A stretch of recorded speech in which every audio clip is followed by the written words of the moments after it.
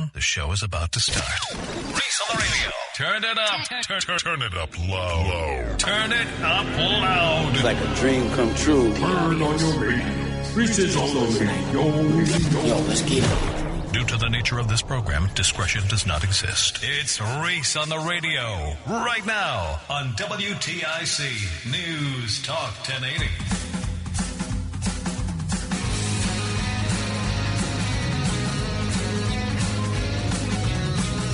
Hump Day! What's up, scallywags? You guys ready for Christmas yet? I am not.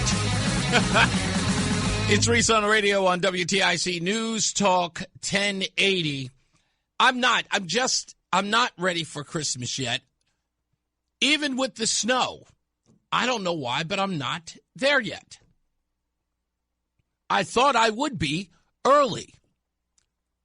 But if I may say so myself, my biggest problem is that I don't know what to buy the wife for Christmas, even though she's given me every clue. She makes me take a picture of it whenever she likes something. I have an arsenal. Here's the problem. I can't hide anything from her. I can't hide anything from her. If I go someplace, she's right there beside me. I'm always right next to her. I don't know how you husbands do it. I just don't. Maybe you've got kids that can do it for you, and then they bring it in. Maybe the wife's not paying attention. You can hide it someplace. I can't. She's always right there, with the exception of being here on the radio. She's right there. Can't hide a thing. I'm going to try it. I'm going to try to buy something without her knowing. I will use cash only so that she can't see it in the bank account, and then buy her a gift and hope that I can surprise her with it. She monitors everything. One time I spent $20 at a gas station, and she knew about it. Hey, did you go to the Easy Mart gas station on November 23rd? Yeah, I did. What did you spend $20 on?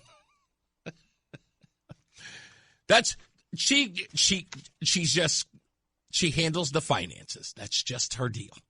Okay? I deal with it. That's why I don't spend any money. I'm almost influenced to just go, can I take you shopping? Now, I know what you ladies going to say. Reese, that's a cop-out. You said it the last time I mentioned it.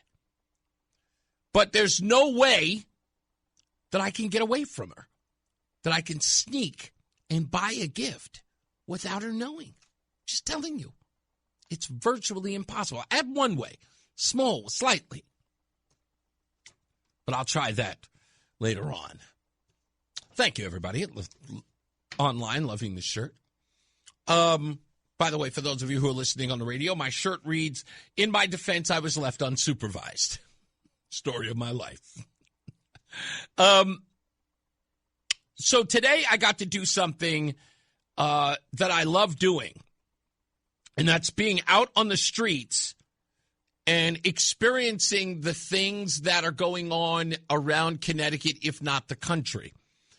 And it's nice that I am in a job that I can feel and touch the things that I talk about and communicate with the individuals who are responsible for the things that I'm talking about on the air. That I engage with the politicians that I don't like. I can ask them up front, and I can be blunt with them. Hey, what's going on with this? I get a chance to do that.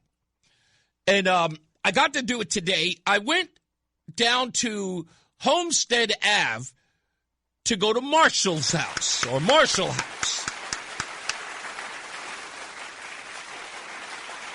Salvation Army's Marshall House. I got there, and I was met by Major Donald Spencer, who's going to be a guest on during our holiday store for my program and Brian's program. You'll get to meet him and talk to him as well. We're going to have a video set up also at the Avon Avon Old Farms, as well as the what's the name of the other one? Homestead,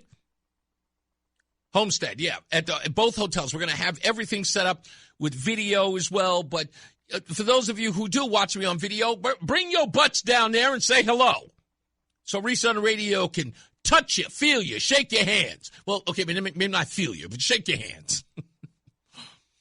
But I went to go to Marshall House today to go check out what they do, because the Salvation Army is a mystery to a lot of us. Sure, we see the guys outside of the supermarkets or outside of the department stores ringing the bell.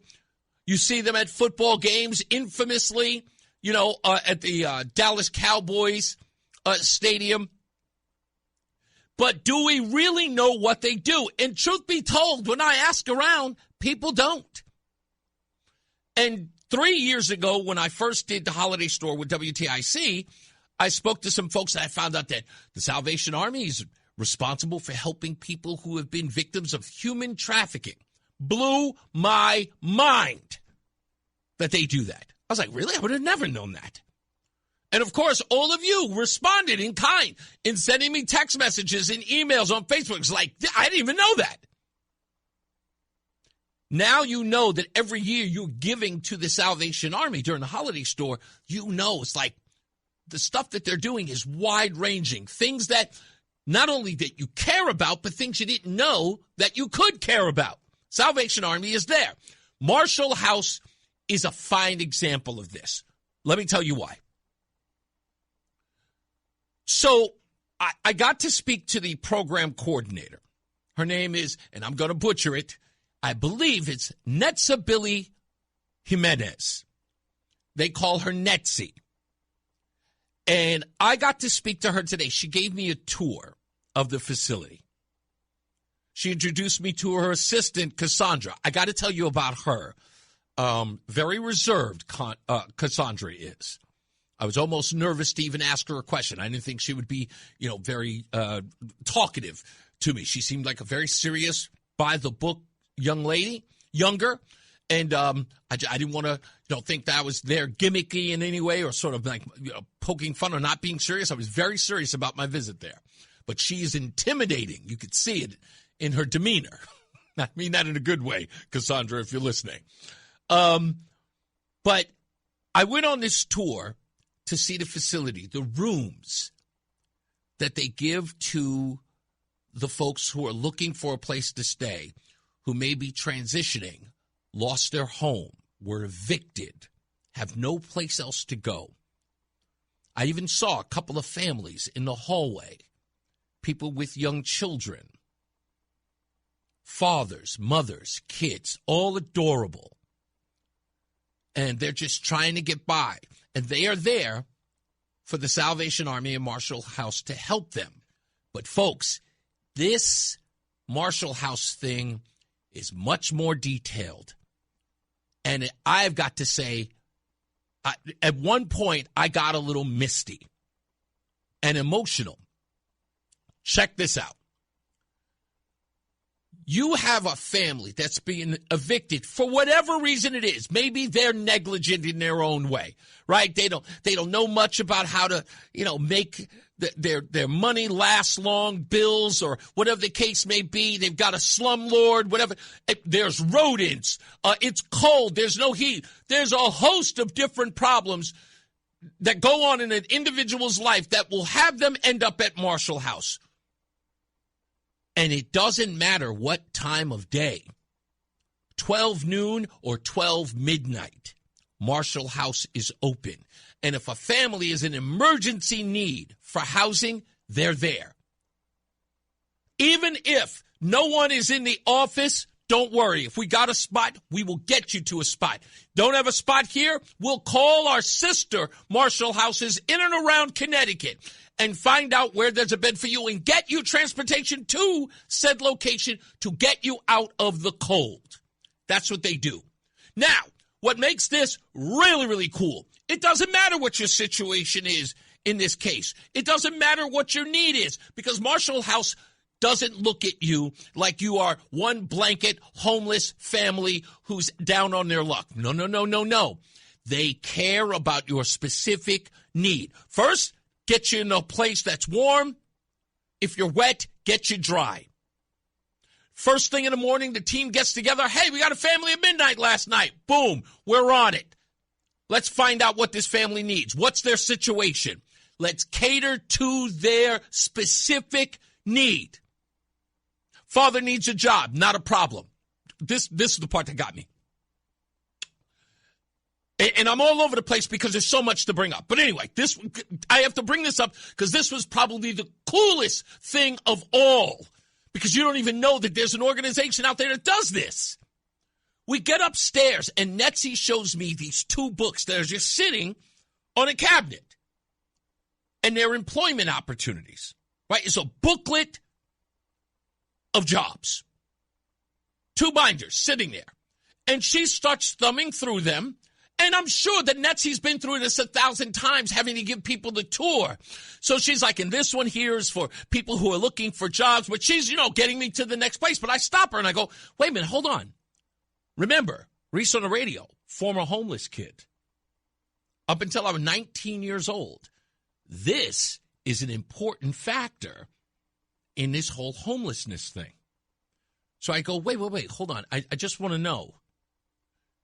These are jobs that they can look up, but do you have partnerships with these people that are in the book? Because in my head, because I don't know what they do, I'm under the impression, sure, these are just places you could check out. No. Oh, absolutely not. The jobs that are listed in this booklet have a partnership. And when I say a partnership, meaning they are there to help the people who are looking for jobs inside Marshall House. They even provide them with an opportunity to meet with said employer. I think Netzie said something along the lines of somebody will come in and work with that homeless father or mother who's looking for a job to inform them what they need to do, what they need to present in a job interview. Their relationships with these employers, it doesn't matter what the situation of said individual is. If they've got court hearings, if they've got pending charges, the only thing that they care about is this person getting their life in the right way. And they will do whatever they can. If they've got to go to court with them, if they got fines that they need to pay, they will find a way to get that person on the right side of the tracks with an employer so that they have money in their pocket and they can transition them into a life outside of the shelter. And they have the resources there. It's not that nonsense they talk about. Yeah, we'll see if we can get you a job. No. They have partners in employers who are helping them get these folks transitioned out of the situation they're in. But that's not all. That is not all. I spoke to them about things like helping them become financially literate, teaching them how to keep a bank account, how to save money, how to keep them out of harm's way as far as being homeless or out on their behinds. Their whole makeup is not just to pacify people's homelessness. It is to turn their entire life around, get them into their own homes, and give them the tools to keep their homes. They do not believe in return customers. Their objective is to get you in and get you out and get you in a place where you never have to return. And if you do, they do the same thing all over again. And they deal with you specifically based upon your needs. What you are and what your situation is how they handle it. They do not believe in a one-size-fits-all way to improve people's lives. And every one of the people in that building understand that. If they've got housing problems with a particular landlord, there is somebody there who will teach you how to go to court to represent yourself in a housing dispute. They were telling me stories about how the clients will call back and be like, hey, you know, that information you gave me, it worked. Because the individual that's there knows the inner workings of that and gives them the tools to provide for themselves. It is the most awesome thing I've ever seen in my entire life. And I would have never known.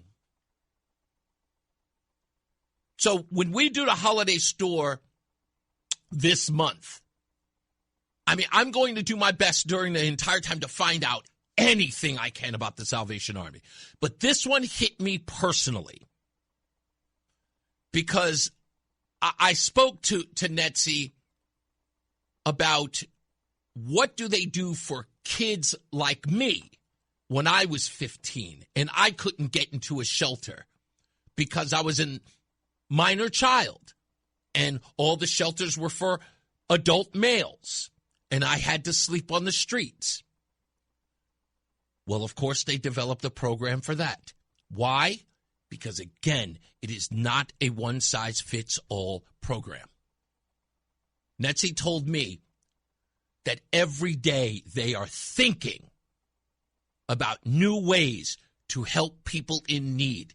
They do not sit aside and just think that whatever's going on is the way that they're going to do it. They find new and innovative ways to help people with independent and different needs. Every day they're coming up with new ideas because they know that this problem of being homeless or being out on your behind is ebbing and flowing and moving and shaking and is changing all around us. When we get back, I got to tell you a little bit more about this because I think I want to ask you guys or somebody out there who might be able to help me because I want to do something nice for Netzie and I want to do something for Marshall House on Homestead Avenue. So stand by. More news, more views when we return.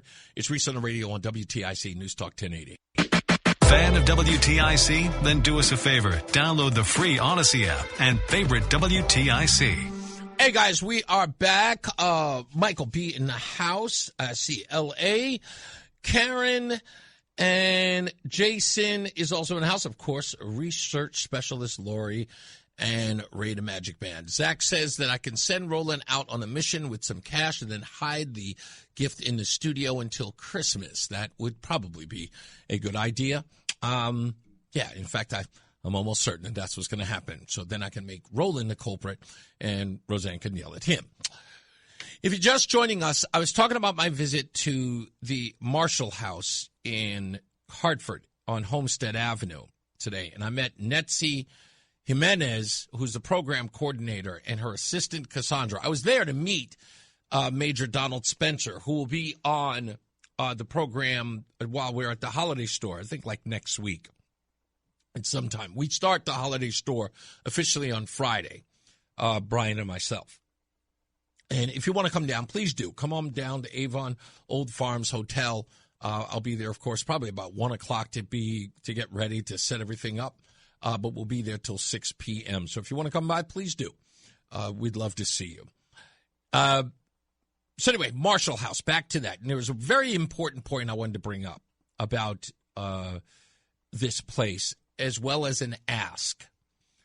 So I meet Netzie, I meet Cassandra, her assistant, and Cassandra's at the front desk, and she's a very serious young lady. And I admire that when I see young people working and they're very serious, they take their job seriously. But as Netzie was telling me about everything, there's so much awesome stuff that I'm probably going to forget because I'm committing it to memory, and it's all amazing. It's helpful. It's resourceful. They really care about the people that they are helping. They feel connected to the issue without telling people's personal stories, but they're connected to the issues that they're dealing with these folks who are looking for housing, and they understand them. And this helps them get the results that they need. And they don't look at it like most people see programs, which is, again, why I always say the government, they need to literally model themselves in what the Salvation Army does. because they are not trying to just grab a whole bunch of funds and then solve the problem in one-size-fits-all ways. These folks really know that every individual is different. And NETSI could not stop letting me know that that's their focus, that no two people are the same. No two needs are the same. That's why they have the success that they do, and that's why the need is so important. Anyway, or what they're doing is so important. So two things that I really, really want to point out. And there was just something that just struck me about my conversation with Cassandra, because I wanted to ask people there. Myrna was another young lady I spoke to. She was talking about financial literacy. I'll get to her in a second. But Cassandra said something that blew my mind, because I asked NETSI, what are some of the things that you folks need? Like, what can I tell the audience that would be helpful to the people that you work with? And NETSI talked about things like blankets and linen. That stuff is important to people who are transitioning to their new place, because those things can be expensive. And Cassandra, I asked her, Cassandra had mentioned blankets, but something else blew my mind, because this was the first thing that Cassandra said. She said cleaning supplies. And she says, we need a lot of cleaning supplies. Now, I wasn't sure why cleaning supplies were so important. But this is an amazing observation by Cassandra, and she's right on the way that she described it. That's how I know that these people know what they're doing, because they understand the clientele, if you will. She said, because cleaning supplies, when people have their own place and it means something to them, they want to keep it clean. They want it clean to their own specifications. They don't want it dirty because it's theirs. It's a value. I don't know what that comment did to me, but it opened my eyes, and then it made me a little bit emotional. I totally get that. Considering that Roland was just at my hotel room the other day, and it was an absolute mess. Clothes were everywhere. But it's true. When it's your own, it's a value to you. Roland, you can get that, right? You can identify with that, right? When you moved into your new home, was your wife adamant about cleaning every aspect of it, even though it was already clean? She had to do some more cleaning because it just didn't fit her specifications? No, that was me. Oh, it was you. It's different. I'm we're homeowners now, so yeah. I see something on the ground that, a little candy wrapper or something, I'm automatically gonna pick it up. Compared to when I was renting, I'll tell my daughter, come downstairs, pick that up. So there is, so it's the sense of value. Yeah. Right? And it's so much bigger than ever before. Okay, I figured that was the case. But the way that Cassandra said it was just these people, these folks, when they get their own and they're cleaning up their own space, that's why they need the cleaning supplies. It's that important to them because it's never clean enough for them. They just want to make it sparkle because it's theirs. Yeah, it matters. Yeah, it does. It's impressive because I kind of feel like that's a universal feeling to anybody who has something that means something to them or that they own. You know, it's like getting a new bike and polishing it every day, making sure it's shiny. You know what I mean? Yeah. It's like when it no longer has any words, you'll let it, wear and tear. But that's important to them. So if you can help out the folks there, cleaning supplies would be welcomed, as well as linen. That is important as well. But I have an ask. And I don't know if I'm going to be able to get this, Roland. This may be too much. Okay. So I went to their little recreation room. And in the room, they've got a huge area with toys, blocks, and puzzles and all that stuff for families with their children that they can play in. It's like their own little playpen that you would see at the mall. It's relatively a quarter size of the thing you'd see in a mall, but it's big. It can at least 10 kids can play in that little area. Then they have pool tables over to the side. And we're talking full pool tables, not the little ones you see in the bars. These are 2 full pool tables, and then they have a TV in the corner. And they have a good space for you to sit down at a table, play board games, and they have a TV section right there with a couch that people can sit down and watch TV. But I got to tell you, it hurt me because the TV room is relatively big, and they have like a 41-inch TV. Oh, 42. It's 40. Yeah, 42. Yeah, well, they have 41s as well, but yeah, it's small, and nobody can see that TV in there. So I think, so what you want, a 75? At least. No. What I'm saying is like, look, they have a place, a room, like, like a lounge for the actual staff. Like, because sometimes, and Netzie told me this, like when they're dealing with these families, sometimes it could be, an emotional roller coaster that they're dealing with. And it's a place for them to kind of veg out or go to, recoup or reorganize. If they're dealing with a problem that maybe a sick child, and some people get very emotional because you're helping human lives. And they have a little lounge room as well. And that TV only is about 42 inches. So I was saying to Netzie, somebody has got to have a big TV that they can, even use. I don't care. But they can offer up to Marshall House. If they can't do 2, if somebody's got a used TV that's a little larger for I don't care how the TV got there, but give me a call, holler at me right here, or go to reaseonradio.com. If you know somebody who can provide even a used one, they will take a used TV, but they've got a little one there. And that room, for what they do, they should at least be able to have a big TV for the kids can watch cartoons or movies or something along that line.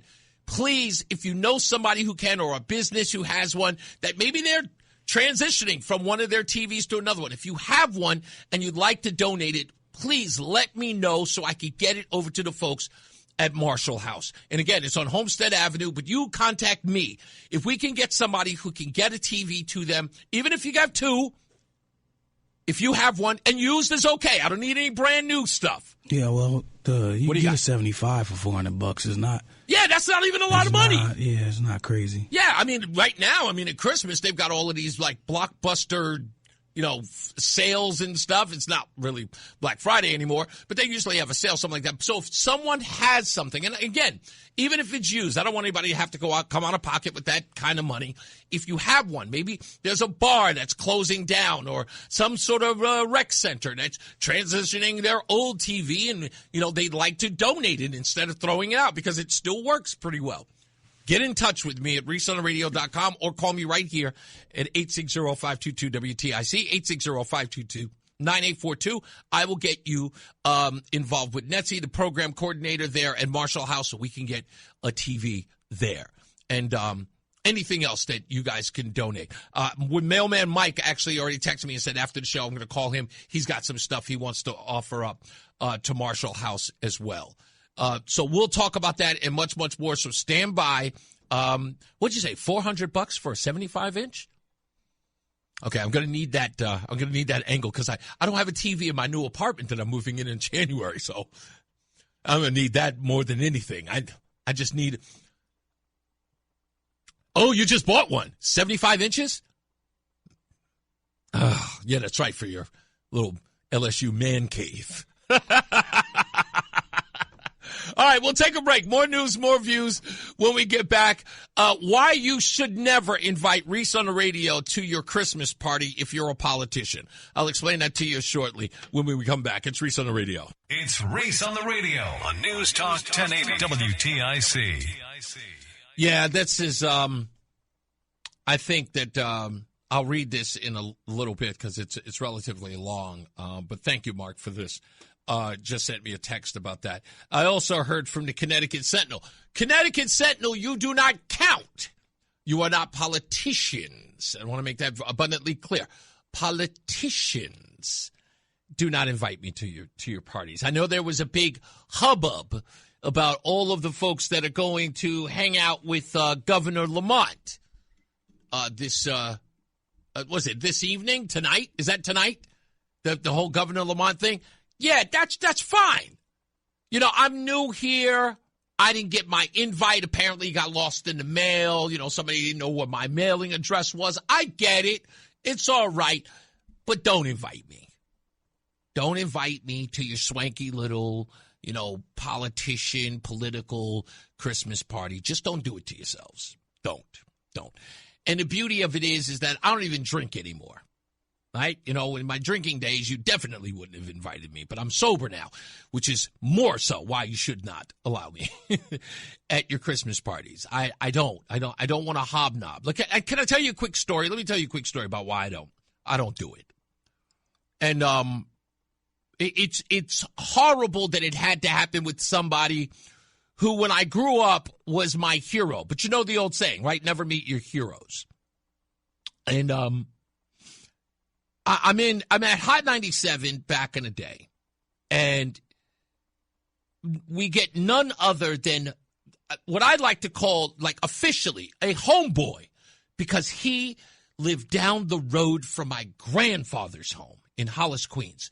Russell Simmons. Yes, that Russell Simmons is in the studio. And he was very political at this time of his life. You know, he was helping out a lot of politicians, he was fundraising for a lot of people. He was a bungler back in the day. And I'll never forget that, that guy never knew my name, ever knew my name at any given time until I started covering the news for that morning show. Because then when I became the news director for that station after September 11th, all of a sudden I was one of the most important people in the world, especially to names like his, people who wouldn't give me the time of day. Al Sharpton, too. All those shifty, shady Negroes, all of them. They all of a sudden were so interested in who I am. Any other time, get me my coffee, boy.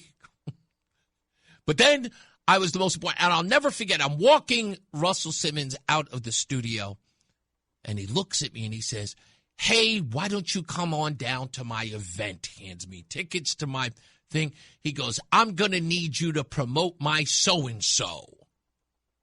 I looked at him right in his face and I said, "Russell, I love you. You're a homeboy. You're from the neighborhood. But how could anybody respect me after you hand me a bunch of tickets and tell me to promote your so-and-so on the air? I do not want to be that kind of guy. I don't want to hobnob with you. I don't want to hobnob with anyone like you. You guys have an agenda, and I'm not interested. The people that you support, I would never support, and I would never tie my name to it. Imagine I had gotten on the air and started promoting the guys that you promote. Imagine me going on the air saying glowing things about David Dinkins or Al Sharpton or McCall or any one of the losers you represent, Charlie Rangel. Imagine that. What would my audience think of me? They already hate me for being a Republican. What makes you think that they would have any respect for me if all of a sudden, out of nowhere, because I'm going to your little shindigs, that I'm now promoting the likes of you, Al Sharpton, and Charlie Rangel? Never invite me to another one of your gigs. Here are your tickets. Have a good day. And I've never been invited since, and never will I ever be. And when I needed those folks, trust me, I never called a soul because none of them came to my aid. Because everybody loves a star when he's on the top. But no one ever comes around when he starts to drop. I know the drill. So please, don't ever invite me to any of your little shindigs. Not interested. I don't drink. I don't party. I don't hobnob. I don't need to know your names or your telephone numbers. I don't need to be pally-wows when we text, while we watch television. Nope, not interested. Okay? I'm here to do a job. That's all. Here to serve the people. Now, the folks, the average schmoes like me, oh, yeah, I'll get together with them and break bread any other day. The people that I serve on this microphone, oh, any day I'll go to any one of your shindigs. Bar mitzvahs included. But if you are one of these so-called ruling class folks, no thank you. No, thank you. I don't want to see any pictures of me hobnobbing with you, taking group photos so Mark in West Hartford can put me on Twitter. Look at him. He's a sellout. Look at him. Reese on the radio just like the rest of them. Mark will not catch me slipping. You hear me, Mark? You're not going to catch me slipping. I know you think you got me. You won't get me slipping. Mark in West Hartford is brutal. I want no parts of that. God bless him. He's my boy. I give him crap, but he's my boy. All right, we got to take a break. We got news coming up with John Silva. When we return, Eversource. There's an interesting story going on. John Silva's got your news. Reese on the radio, making sense of the news. Yeah, even when it makes no sense at all. Now on WTIC, News Talk 1080. All right, we're back. Reese on the radio here. Mike is in New Haven. How you doing, sir? I'm doing well, sir. How about yourself? Pretty good. What's up? I'm wondering if anyone came forward for the TVs yet. No, I didn't get any messages, and I'm checking my email now just to make sure. What do you got? You got something for us? I would like to donate 2 of them. God bless you. Mike, let me do this. Here's what I'm going to do. Roland, I don't have anything that I could possibly do. Mike, is this your cell phone number that I see on the screen? Yes, it is, sir. Perfect. I'm going to get Roland to hold on to your number. You're going to get a phone call from me after the show, okay? And I'll text you first to let you know. So if you don't recognize the number, I'll text you and say that it's Reese, and then you and I will get together. Can you tell us anything about the TVs? No, I'm going to go buy 2 75-inch TVs for the Salvation Army. Holy oh, okay. All right. Well, if that's the case, then Roland, if you could, Mike, thank you. Other than thanking you so much, I really, really appreciate you doing that. I hope that you come and see us at the Avon Old Farms, or where the other place, Glastonbury. Yeah, in Glastonbury. I hope I get to meet you. Please, will you come out so at least I can celebrate you on air? I will do my best to do that. I just need the information where I have to deliver them to. Okay, absolutely. I will give you a call after the show, and I'll text you first just to let you know it's me. Sounds great. All right. Thank you so much. Thank you, Mike. I appreciate you. Let me put you on hold. What? I mean, I don't know. What can you say? My mother used to say, closed mouths don't get fed. Ask and you shall receive, as they say. Wow, Mike in New Haven. Thank you for that. Folks, what else can I say? Netsy, I hope you're still paying attention, but I don't know if this is the power of prayer or power of the program. So we'll take both. I'm actually a little overwhelmed right now. I wouldn't have expected that. That was incredible. Elaine writes, because you will find that nutmeggers are very generous. It brings you to tears. It really did. I am a little emotional about that. I'm glad I grabbed the phone call. Yeah. Wow. Let's get to some news. I did not know that this story was brewing because it hasn't been covered on local news. More on that a little later. Bridgeport's new 8 p.m. to 6 a.m. curfew for anyone under 18 years old went into effect yesterday, resulting in 47 citations and 19 youths being taken into the new juvenile processing center at the Old Barnum School. Police Chief Rebecca Garcia said the first night was calm but firm, with no major incidents reported after 9 p.m. on the east side, west side, or Hollow neighborhoods. The curfew, initially set to last 30 days after the recent spike in shootings, will now continue indefinitely until the homicide rate drops below 2024 levels. Community leaders in the North End held a peace vigil on Wednesday, they held a peace vigil when? Last week? Oh, yeah. Attended by more than 600 residents calling for jobs programs instead of criminalizing childhood. We're not criminalizing childhood. And in that argument, you're suggesting that childhood in some way means you do criminal things. It's insane. Anyway, a story that we did not touch on, but we had planned on talking about it, had to do with a conspiracy theory that the woman who is in charge, or that Robert F. Kennedy handpicked as a CDC appointee, was undermining his efforts at the CDC. Her name is Susan Monterez. Well, the Daily Beast has just quietly confirmed that the conspiracy theory was indeed true. Susan Monterez, who was Robert Kennedy's hand-picked CDC appointee, was privately assuring health officials that she would reverse her own boss's directives, according to agency staffers. This theory was previously mocked as baseless and unfounded, but now there are outlets who are on the left who are now confirming it to be true.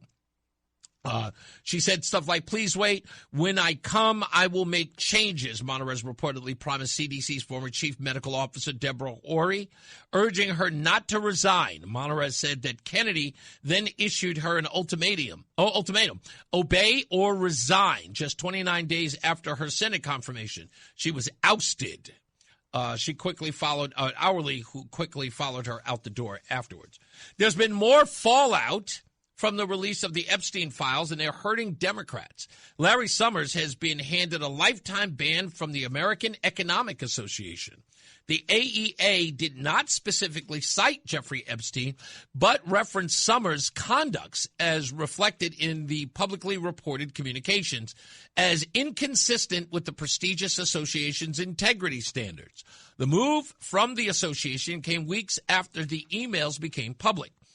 Summers, a former Harvard president and U.S. Treasury Secretary under Bill Clinton, has faced sharp scrutiny in recent weeks after a trove of recently released emails detailed his years of correspondence with Epstein that continued until July 5th of 2019, the day before the financier was arrested on federal sex trafficking charges. Business Insider reported that Summers would be stepping back from public life after the emails revealed that he had sought Epstein's advice on how to pursue a romantic relationship with a woman he referred to as his mentee. And now for the stupidest thing I read today.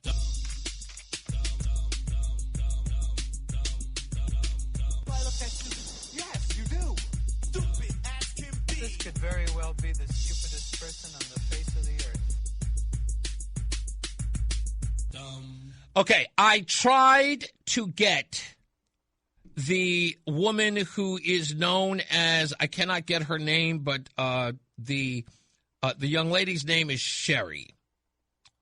And she is related to this story. Let me explain to you. I will give you her full name, and I apologize because I should have had it, but I just got the text because I was hoping to interview her for the stupidest thing I read today, but they're not going to allow her to be interviewed until the ordinance passes. So what is the stupidest thing I've read today? Well, it turns out that Hartford is proposing an ordinance that intends to help pets and their owners.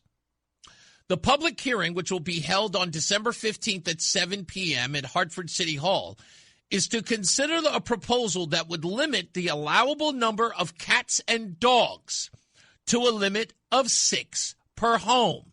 The proposal, introduced by Councilors Mally Rosado and John Gale, would allow for any combination of cats and dogs up to 6, unless the care is temporary, up to 90 days, and under the supervision of a licensed rescue organization. Licensed kennels and litters of puppies or kittens up to 12 weeks old are exempt. The ordinance, if passed, would be enforced by the Hartford Police Department's Animal Control Division, which would conduct inspections, issue warnings, and require compliance. Failure to comply would result in fines up to $100 each day of the violation, and continued after written notice, and could also result in the removal of the animals from the home. The proposed ordinance says its purpose is to promote public health, safety, and welfare, and to prevent nuisances arising from keeping excessive numbers of domestic animals in residential areas. The city seeks to balance responsible pet ownership with the need to maintain safe, sanitary, and peaceful neighborhoods. They are in hopes that the ordinance will prevent that suffering. Now, look, I'm not you. I like dogs. I like cats even. But I'm a dog person. I don't know anybody who would have that many cats or dogs in the house, with the exception of old ladies. Unless somebody can tell me otherwise. Is there anybody out there who knows anyone with more than 5 cats? I don't know anybody. And usually that lady is kind of reclusive, recluse, if you will. Stays to herself, doesn't talk to anyone, has wild hair, sees things. I'm just saying. Not, I don't want you to be cruel, but you know what I'm talking about. Your neighbor, she would fall, right? I think in this rule, she would be, what is it? How many? 5? She's at 6. Okay, so she's got 6. She's at the limit. What's she doing with 4 cats and 2 dogs? What kind of dogs? What kind of dogs are they? Are they like simple, I'm not an animal person, so I don't know. You don't know what kind of dogs they are? One of them looked like a sheep. It's all black. Okay, like a sheepdog. Yeah, one of them looked like that. That's kind of a docile dog. The other dog is an orange dog. An orange dog? Yeah, but like a shaggy like a fox. Like a fox. Okay, all right. I'm not sure what that one is. But that's usually a docile dog, right? A docile dog. Those aren't attack animals. Oh, one of the sheepdog is old. Oh, is he old? It doesn't do much. I don't understand why anybody would have a dog that sheds in your house. All dogs don't shed? Not all. Oh, okay. No, they're like short hairs, that don't shed as much. You can just vacuum up. But there's some dogs that just they've got a lot of hair. And it's everywhere. Oh, yeah. And you're breathing it. Yeah, I can't do that. I just don't understand. It's like that. For me, I know you people out there. Here we go. There are some people out there, and you know who they are, who always say this. You've met one, and they say it. I like my animals more than I like people. Oh, yeah, I know a lot of people like that. Why do those people irritate me? Yeah, I don't know why. They irritate me. I shouldn't care. I know I shouldn't care. But it's the fact. You know what it is? I'll tell you what. You know what I don't like about it, Roland? Here's what I don't like about it. It's because they are making a point, and they're saying it to you. They're calling you lowly, right? That's what they're doing. They're calling you lowly and worthless. Yeah. That's what that's about. When they say that to you, I like my pets more than I like people. They're saying that you're worthless. Yeah, they say people ain't Yeah, ish. Exactly, ain't ish.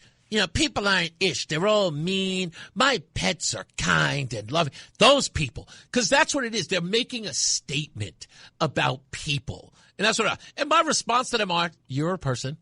That means you're a piece of ish. No, they're not. They're animal lovers, and right. They're good people. They're so much better than us. Yeah. That's what they are. Because I'm better than you. Because I see the value in pets and animals. I don't get it. I don't. I like I said, I love animals, but not that many. It's just way too many. And you had a dog though, right? I had 2, unfortunately. They passed. It's a long story. I don't even want to get into it. It was really, really tragic too. But I would love to have just one dog. One. But even that comes with some territory that I'm just not willing to venture. One, expensive vet fees. Vet charge. I can't. I just can't. And imagine if you have 6 of them. These surgeries are not cheap. Yeah. When they get sick, and is it me, or what is it? Like every dog in the world gets cancer all at the same time, and they have to have these surgeries. I remember when I had Rowdy, and I didn't even think of it when I had him. The first time he got sick, and they said to me that he got some, I don't know, it was a gallbladder or something, some cyst or some weirdness. And the doctor told me, I'll never forget it. Yeah, to get that removed, it's going to cost you $650. I looked at him, I was like, hi, Rowdy, we're going to have to leave you here. I mean, I eventually paid for it, but I felt like I had been stiffed, if you will. Like I had been robbed. I was like, it's just a lot of money. And if you got 6 dogs, to guarantee that they're going to be healthy and going to the vet, that stuff ain't cheap. Now they've got pet insurance. Have you ever heard of that? I remember when I got Rowdy, that somebody was telling the what do we call it? Yeah, some jobs offer it. Yeah, the shelter. What? Yeah, some jobs offer pet insurance. No, they don't. Yeah. Are you kidding me? No. Does Odyssey offer it? I got to find out. I'm pretty sure there's multiple jobs that offer pet insurance. That's like as part of your family. I guess I can't really say anything horrible about that. I mean, I guess a dog is a part of the family. I just couldn't imagine 6 of them. These people, at first you see them. That's a lot of work. It's a lot of work. And it's very expensive to maintain those dogs. Things like, food alone is expensive, right? Food is expensive. You know, you got to take them to the vet to get their shots is expensive. Like, there's no welfare for that. Like, you can't get a Section 8 for your dog. It just doesn't happen. It just doesn't. I couldn't. 6 dogs. And now they want to get the people involved. The city involved as well. That's just way too much. Mark says, my friend Sherry is an animal control officer. I think that's who we're talking about in Hartford. I used to promote dogs for adoption back in the 80s and 90s. She knows all things dogs and cats in Hartford. I credit her with eliminating most of Hartford's dog fighting and cockfighting operations. She's the toughest chick I know. Tell Sherry to give us a call. If that's who, I think that she's the authority here. I didn't even know that was a thing. Is that the person? Oh, I think, in fact, Mark, you mentioned it. I think that's the young lady that Hartford police just sent me a text about. That Sherry is probably the young lady that they don't, because they're waiting for the ordinance to pass and they don't want her to, give any public statements about it. Maybe that's the person you're talking about. So that's interesting. Well, if the ordinance passes, then I do want to have a conversation with her. That I do. $650 is cheap, says Boston Julie. She says, my black dog, Chubby, had 3 teeth out. It cost her $1,600. $1,600. Molly, who I met, her dog, is on about $120 a month of medicine for her cough. $120 a month for a cough. $1,600 for teeth. That's a lot of money. I don't know. That is a lot of money. I don't know if I can spend. I have to be able to justify that. I love my pets.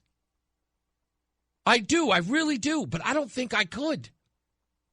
Not with that kind of money. It just seems like way too much. Anyway, some other people are texting me about this. Cats. Okay, Brian, I'm sorry. This is coming from Brian. Brian says, cats and bumper stickers. If you have more than 3, you likely have issues.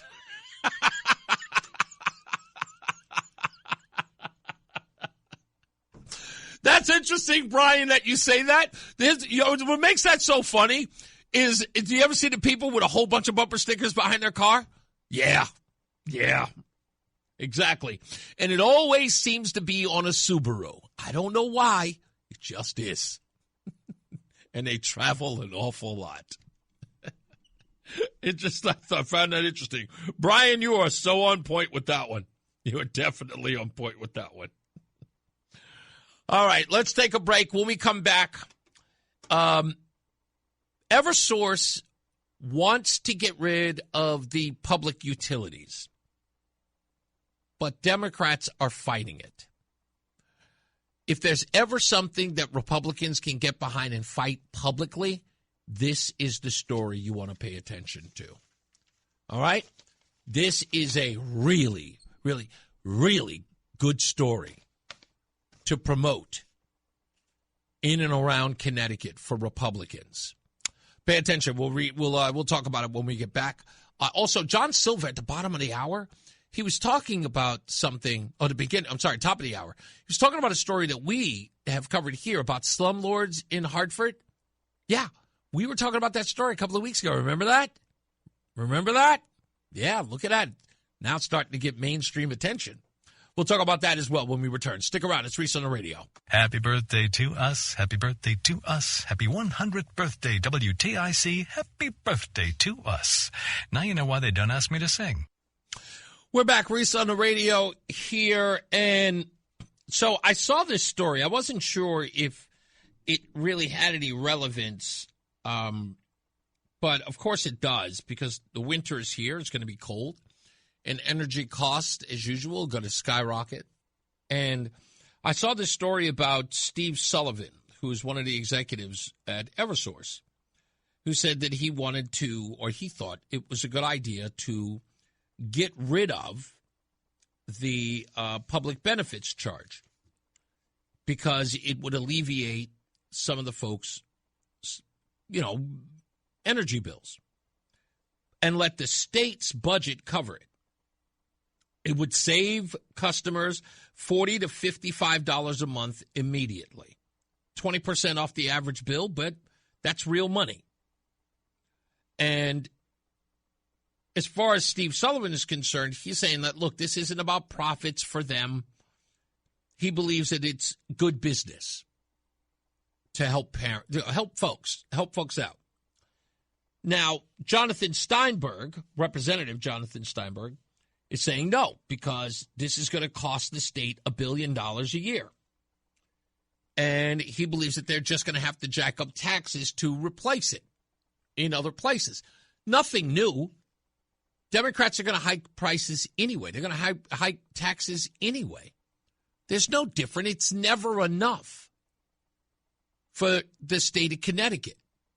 This nonsense that says we're not going to alleviate people's energy bills at this time because we're going to lose money elsewhere, which will only cause us to raise taxes. What do you mean, sooner or later?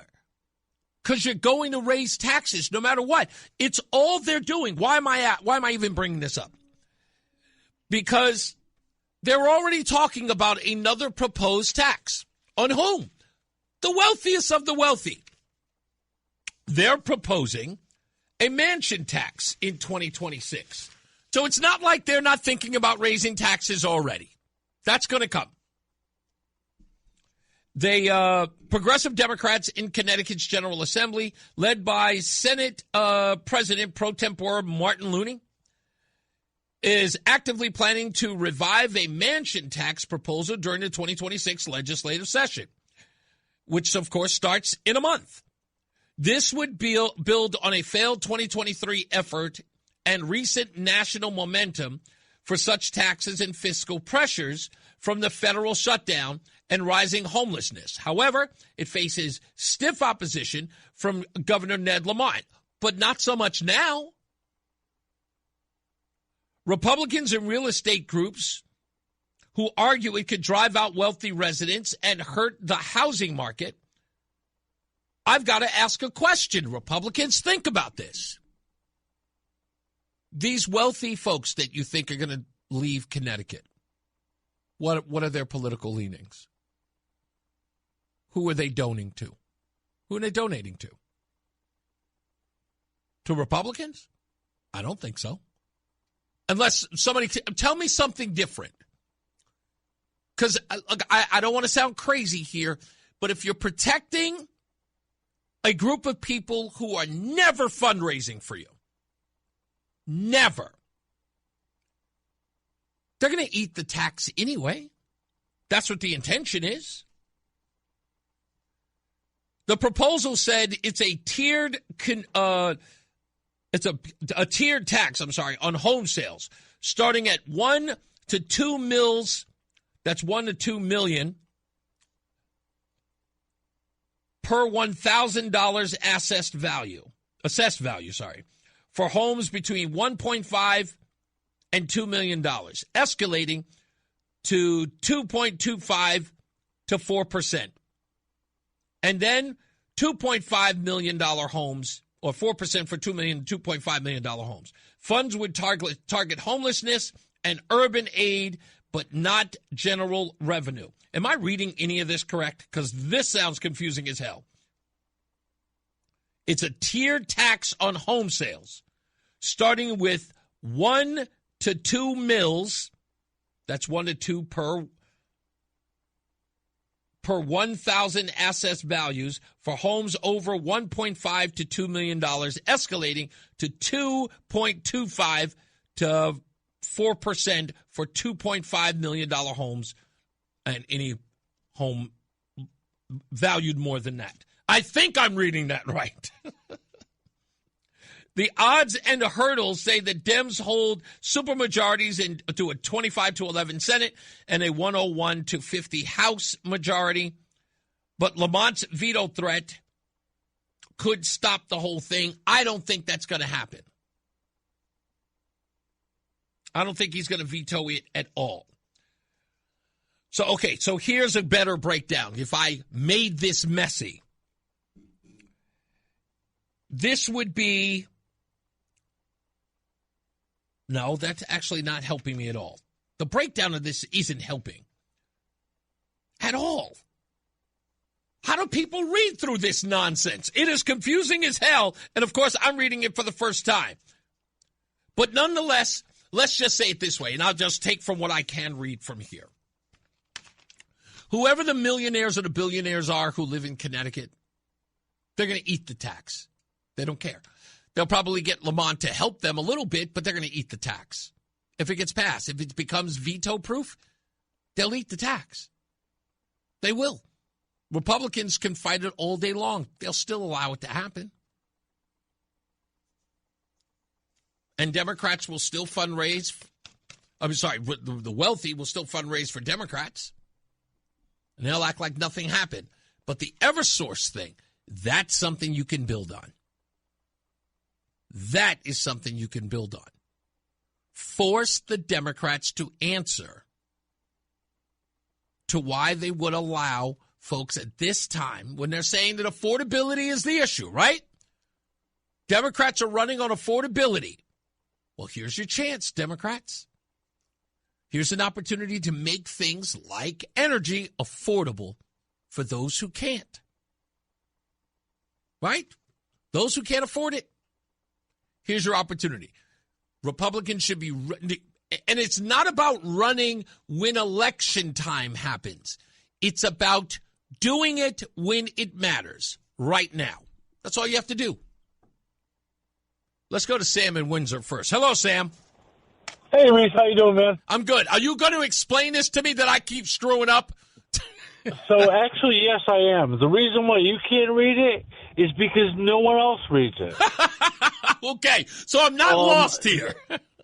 No. They write these things purposefully so that no one can read them, so that the legislators can try to do whatever their job might be described as. Okay. I just want to make a comment on something I heard on TIC this morning. Okay. And it was on a news program. Okay. And two fellows were talking about a Democratic push, and the Democratic man said, "Well, we do," and the Republican guy said, "Well, I'm not a Democrat," and the Democrat said this, "Well, by we, I mean I." That sums up the entire problem. Yeah, I would say so. That's all I have to say today. Thank you, man. You got it. Okay. I'd love to know who he was talking about. Tom in Thomaston, what's up, buddy? Hey, hello. Hey, Reese, I just came in right at the end when you were talking. What's the name of that, the house in Hartford? It is Marshall House on Homestead Ave. Marshall House. All right. I got to get supplies tomorrow. I'll grab a couple extra cases of glass cold cleaner, and I'll bring them over to him. Really? You do that? Oh, yeah. I mean, hey, it's not too large TVs, but it's a little something. No, anything you can help the folks out with. Like I said, what Cassandra said is absolutely so pivotal, and it made so much sense the way she explained it. Because I was, when she said like cleaning supplies, I didn't get what angle she, why that was so necessary. But when she described it and she told me just the way she described it, I went, oh, like literally, I watched my brain open up the way she explained it. It was, and that's, if I may, for Cassandra, if I may, that's the reason why she is perfect for this job, because she understands the people that she serves better than they even know. Like she really, really gets it, and she loves that job. Just talking to her, she's like, she loves what she does because she gets it. And when she said that, the fact that she can convey it to me that I understood is exactly why she is so pivotal to Netzie in her role as her assistant. She just really, really gets it. Yeah, that's why like Karen up at in Torrington, she's just a caring person, Yeah, and she's really, that's, again, Karen's a perfect example. On the ground, actually doing the work and talking and communicating with the folks that are in need, never being above them, never letting them feel in one way like they should be ashamed or embarrassed. She welcomes them in like family, and she serves them like their family, like they're coming home to get the help that they need, and the door's always open for them. That's what these folks, Netzie and Cassandra, that's what they're doing for these people. Hey, I got a quick question for you on your interview with Ben Proto. Yeah, what's up? I'm hoping I heard this wrong. Did he say he had lists and knew exactly who we voted for? Yes, this is a list that comes out after the fact. So in essence, he can tell a region afterwards. It's called the autopsy by most measures. It tells which region voted for whom and I guess in each election after the fact. All right, but he doesn't. Oh, no. He doesn't know. He doesn't know. Right? No. He doesn't know what you voted for.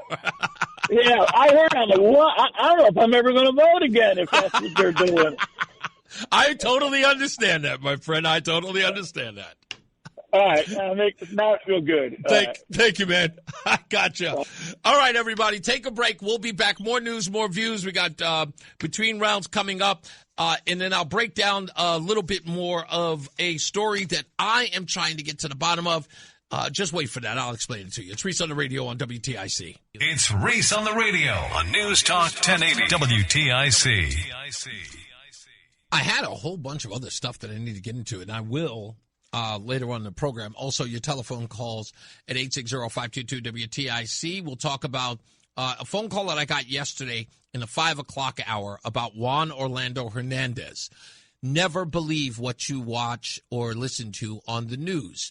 That is an important thing you got to recognize. Because I got a phone call yesterday at 5 o'clock talking about the pardon of this man when we were having the conversation yesterday about drugs and drug trafficking. And little boat goes boom. So I'm going to read some of the details of that case and what led to the pardon. Because, of course, it is not being covered, which is interesting. That people have been saying it sort of like, very dismissive. I was like, he pardoned the president of Honduras, and then they just move on. That's because they don't want to talk about the full case. We'll get into that. Also, we'll get into a deep dive of George Soros and his influence on American justice, and that, of course, has to do with our, criminal justice system. He is a guy who doesn't believe that black people should go to jail. He just doesn't, because I don't know. I don't know what's wrong with him. Anyway, also how Connecticut is alleged to be the new Florida for New York retirees. We'll get into that as well. And last but not least, while New York retirees are coming to Connecticut. We'll talk about why state troopers in Connecticut may be fleeing to South Carolina and Tennessee, according to a report as well. And we'll also take your phone calls and a whole bunch of other stuff before we get out of here in our first check of weather and traffic. Let me read a couple of comments on some of the stories we've already done. Zach says the curfew idea, in talking about the curfew in Bridgeport, he says it's a good idea. I'm assuming that the citations go to the parents of the minors. If not, they should receive one as well if their child is under 18. No parent should allow a child to be out in the streets at that hour. Couldn't agree more. When my kids were young, they wanted to stay out late. It's like, I want my curfew to be at midnight. I was like, nothing good happens after 11 o'clock. 11 o'clock it is. Get in the house. And no late. There will be no lateness. We were also talking about Hartford possibly controlling how many cats and dogs you can have, even combos of that amount, 6 being the rate. And, of course, I got into a conversation about how expensive animals can get. Craig in the car says this. And, Craig, obviously, you love your wife, and obviously you want her to be happy. But I got to be honest, this one would be right at that tipping point for me and Roseanne. I love her. Here's what Craig wrote. My wife's cat broke her leg a few years ago. She's fine now. $7,000 later. $7,000 later. Did you not hear me? $7,000 later. I have to go home. I don't even have a cat, and now I have to go home and argue with my wife. We don't have a cat. I'm going to go home, and I'm going to argue with my wife about this when I get home. You would make me spend $7,000 on your cat's broken leg. I knew you would. Let's get a first check of weather and traffic. Mark Christopher, he's got a dog. I know he would spend every dime he could for his dog. $7,000 for a broken leg, Mark Christopher, in the BPS Traffic Center? Well, I'd have to get a loan from the boss. Yeah, I got 2 dogs. I love them to death. In fact, we just went for a ride a little while ago. All right, no doubt. Yeah, so the boys were, you know how the guys are. They hang their heads out the window. Love that. Yeah, even Favorite on when part. it's like 35 degrees out, they still got their head hanging out the window. They love it. It's Reese on the radio. And don't say we didn't warn you on News Talk 1080 WTIC. Bagel Deli and Bakery. Between rounds. Congratulations goes to Ray H. in Amston. Now, why am I just learning about this town, Amston? I don't know where this is, but if you are from Amston, I want to hear from you. Please tell me a little bit about your town. I've always thought that I knew every place in Connecticut. Turns out I don't. There's these little nooks and crannies inside the state I know nothing about. I'm like, Amston, what the hell is that? I thought I knew everywhere. But if you're from Amston and you're listening, give me a call. Ray H., congratulations. He is our winner of the Between Rounds, dozen bagels a month for 6 months, courtesy of Between Rounds, the Bagel Bakery and Sandwich Cafe. You can win a dozen bagels by going to ReeseOnTheRadio.com. That's REESE OnTheRadio.com. Enter as many times as you like. Make sure you put in your telephone number and your date of birth. Must live in the state of Connecticut. Cannot have won 6 months between now and 6 months ago from today. Anyway, when we come back, we'll talk a little bit more about that. I want to thank, again, Mike in New Haven.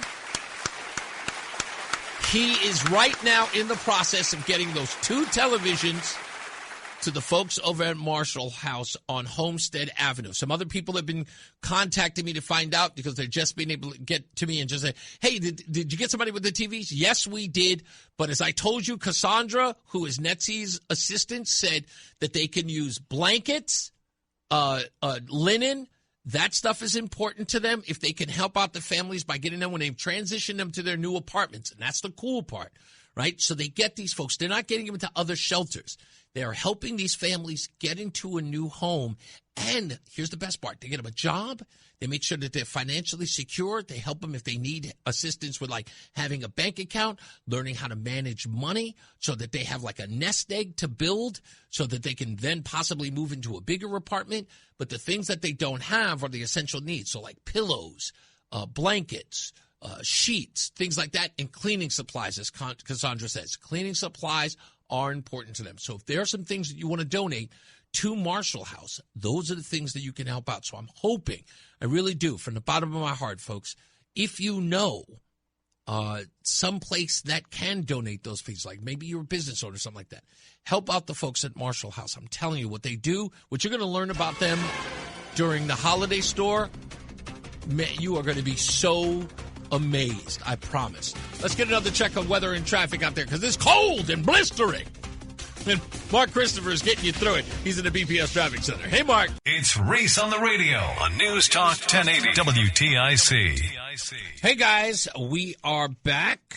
And so yesterday, roughly at about 5 o'clock, we got a phone call from, do we remember who it was? It was David Winstead, right? There was that? Yeah. Windsor, right. David Windsor. That's who it was. David Windsor. He had an interesting phone call because we were talking about the blowing up of the drug boats. And I know, again, and a lot of people are, upset about it. And, they forged these opinions, or they've formed these opinions about the blowing up of drug boats. And, they think it's cruel. I get it. Not that I care. No offense. If you take offense that I don't care, like your family member is being blown up, chill. Like, relax. Unless, of course, your family's a drug dealer in Venezuela.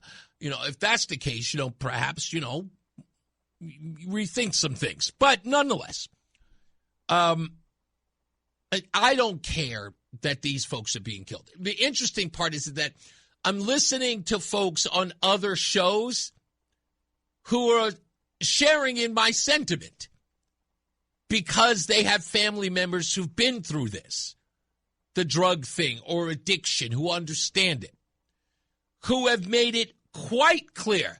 I'll give two damns how many boats they blow up. Blow them all up. And if they can, get over there at the folks who are producing those drugs and get rid of them as well. Now, maybe you're seeing this like as a victimless crime. The whole deal with drugs and the drug cartels, or the guys who are, some fisherman or a guy who's on a boat. He's some poor schlub that the cartels make go there, and he's like an underling. He's of no consequence. He's a poor, unfortunate soul who didn't have a job or an education, and this was the only work that he could get. And then that all of a sudden transfers to the individual who ends up with those drugs in some corner, in some inner city, where he is now, commanding a territory that if someone else infiltrates or tries to take a hold of, there's a shooting match between the two, and gunfire erupts at a birthday party or a public event where there's a concert, and the two of these rival drug gangs will meet, and shots are fired, and you turn on the 11 o'clock news. 9 people were shot at the Little Uzi Vert concert. Yes, whoever the rapper is, I don't care. And you look at the TV horrified. Oh, that's so shameful. How many people died too? Oh, they were only 16. And then you move on with your day. And I get that. That's fine for you to look at those things that way, because, that's life, right? It goes on. But the rest of us understand that in order for that shooting to happen, in order for that territory rift to happen, those two rival gangs, is because there is a substance that is infiltrating that community, that is causing that to happen and innocent souls to die. You know, the ones that no one ever cares about, no one ever makes any murals for, or is just a blip on the radar. Some people even spell their names wrong or don't do a news report about them at all. And once the shooting's over and everybody's run, the news cameras go to the next event. It's true. That's what happens. But some of us know the victims of those boats as they come across the water. They do. We all know it. We all know it too well. And I'm still trying to understand how a lot of you, I get that you hate Donald Trump. I get it. I get that it is your lot in life to hate that man and to be against anything that he is doing, finding suspicion in everything he does. But this one is hard for me to get around. All of you. This one is really difficult for me to get around. Because we know what's happening. We know that these kids are killing each other over drug wars. They're making $200-300 a night. It's not like they're coming out as kingpins. The most they're getting out of it is some fried rice and some chicken wings and maybe a couple of nice Jordans here and there. But those folks never make enough money to actually become legitimate members of society. This is their fate, and they are going to die or go to jail or just die. And I can understand how you think their lives are meaningless. Of course you think that they are, because they're already treating their lives like it means nothing. Why should you care? Which leads me exactly to my point about why I don't understand your outrage about the individuals who know when they get on that boat who those drugs are going to end up in the hands of.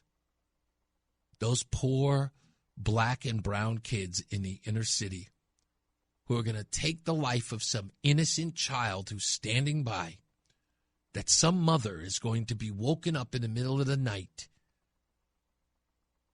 after she hears gunshots and finds her poor baby in his bed bleeding out. The fact that you can rationalize, that you can say to yourself, we should leave them alone, or those folks that... What about the kids that die every year? The names you never, ever remember. Sure, you remember Michael Brown. Sure, you remember Eric Garner. Sure, you remember Trayvon Martin. Sure, you remember George Floyd. Yeah, there's a reason why you remember them. Those were only 4. Hundreds of kids die. Hundreds.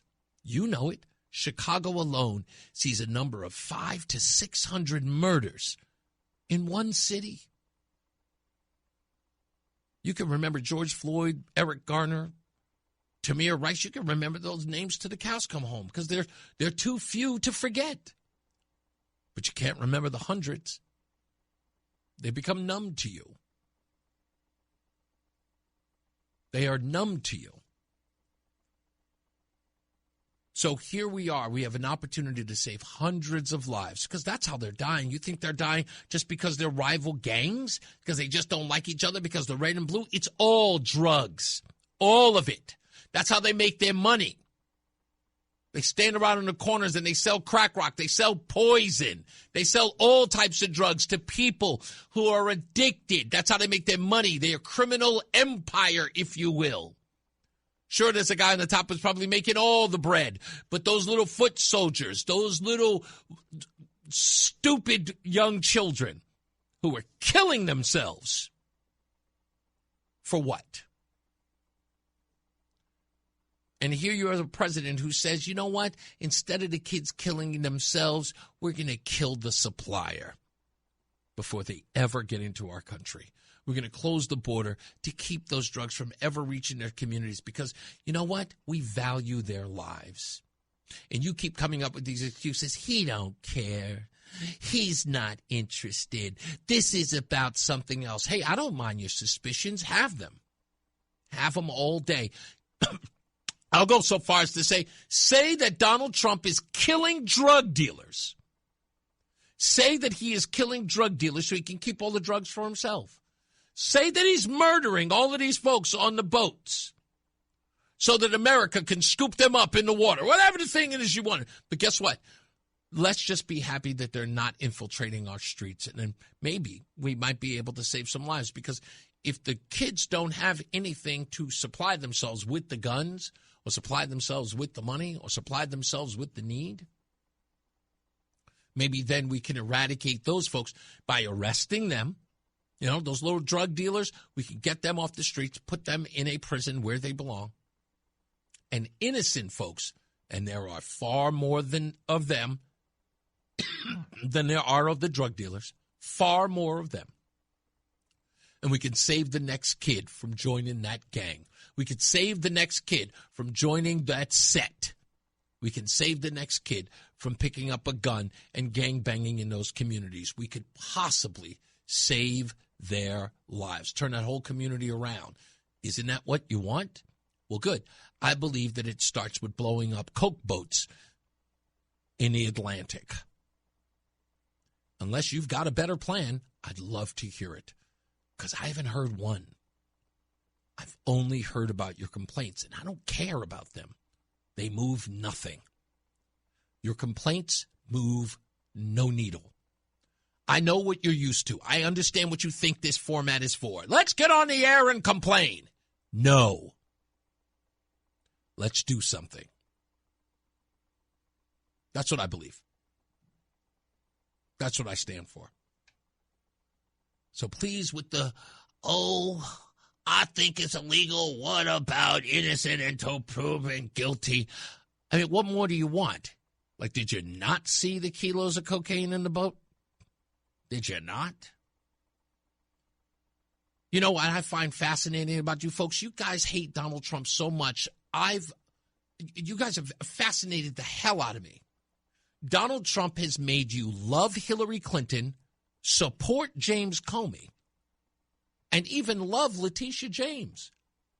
You now love coke dealers and drug traffickers and illegals who have been caught up in raping children, trafficking women, selling narcotics, labor trafficking, slavery. The things that Donald Trump has been able to get you folks to love and support is astonishing. Maybe when I said it a couple of months ago that Newsweek was promoting how many people were joining the Church of Satan as a result of Donald Trump, maybe we're talking about you too. Maybe you hate Donald Trump so much, you hate that man so much, that you are willing to give your allegiance to the most evil things in the world. And not bat an eye. You've considered yourself so righteous in this, you walk towards Satan. You walk towards evil. I'm just trying to figure it out. Because as a normal person who's not obsessed with anyone, again, I don't do the allegiances or trying to be down with this thing and that thing, all that other stuff, sucking up to this guy, none of it. Because why? Because I have an ounce of integrity that matters to me. Just an ounce of integrity that matters. As I'm listening to all of this, I keep saying to myself, that's funny. I'm not that obsessed with Donald Trump. I love talking about him because he's a great troll for a lot of these bozos. They lose their mind about Donald Trump. They hear me support him, and they don't even know what to do with themselves. Why are you supporting him? It's funny to watch you folks dance around like the little monkeys you are. Little show monkeys. Dance, monkey, dance. I love it. I get a kick out of it. But at the same time, the only thing I'm watching you do is dance for the devil. I'm watching you twist yourself into a pretzel to appease Satan, evil. Not that you are, But you're so blinded by your hatred, you will support the most evil things in the world. And again, it is hilarious to watch you dance. It is the greatest gift I could ever give to myself is to watch you guys dance. It's even better to be able to make you do it. I love it. It's the most fascinating thing in the world. I would hope that you would wake up, figure it out. But you won't, because you are blinded by your hatred, blinded by your incessant need to bash the guy, knowing damn well I don't care. I voted for what Donald Trump is doing. Blow up another boat. Deport everybody who doesn't belong here. Find all the fraud and abuse. Save us. And if it means getting the rest of you to go dance with the devil, I don't have a problem. The beauty of it is I get to recognize who you are. I get to see you. Because you can't stop dancing.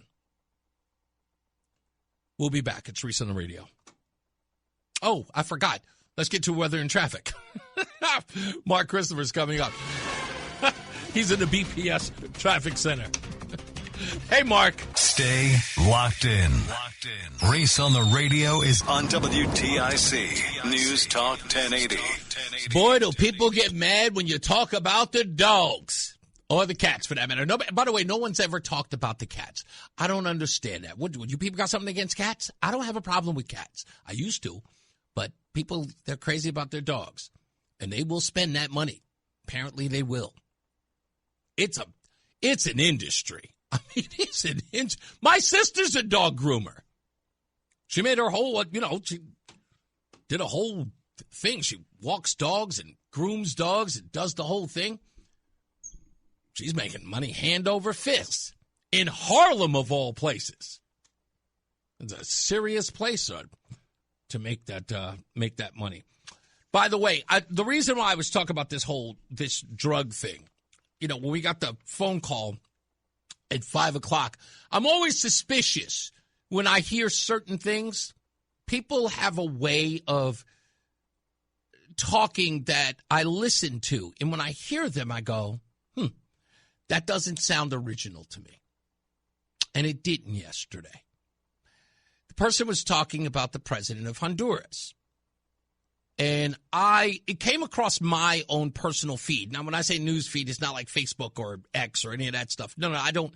Those things I actually seek out. I actually have a news aggregate that comes directly to me. I don't even have to look for it. It's right there. I get it all. And that came over, and I ignored it. For some odd reason, I knew to ignore it because it wasn't a big story. Because people would only talk about the story in passing. And what I know about news stories is that if they're ignoring it, it means that they don't want you to dig deeper. So yesterday we got a call about Juan Hernández. He's the former president of Honduras who was pardoned by Donald Trump. And the allegations against the man, a sealed indictment in the U.S. District Court of the Southern District of New York on April of 2020, while Hernández was still in office and then unsealed post-term. The arrest was on February of 2022 in Honduras at the request of U.S. authorities, and he was extradited to the U.S. in April, landing in Miami before being transferred to New York. What were his charges? Conspiring to import cocaine into the U.S., carrying a max life imprisonment, and carrying a machine gun in furtherance of drug importation, mandatory minimum 30 years consecutive. Conspiring to possess and use machine guns in furtherance of drug importation. The president of Honduras was being charged with trafficking drugs himself with a machine gun. That's what he was charged with.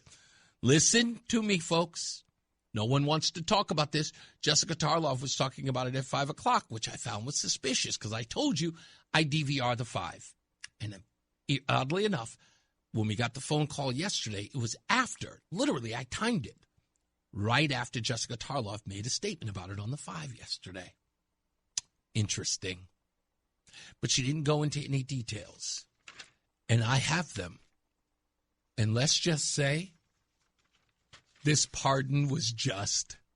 Oh, was it just? Because they did some dirty things here.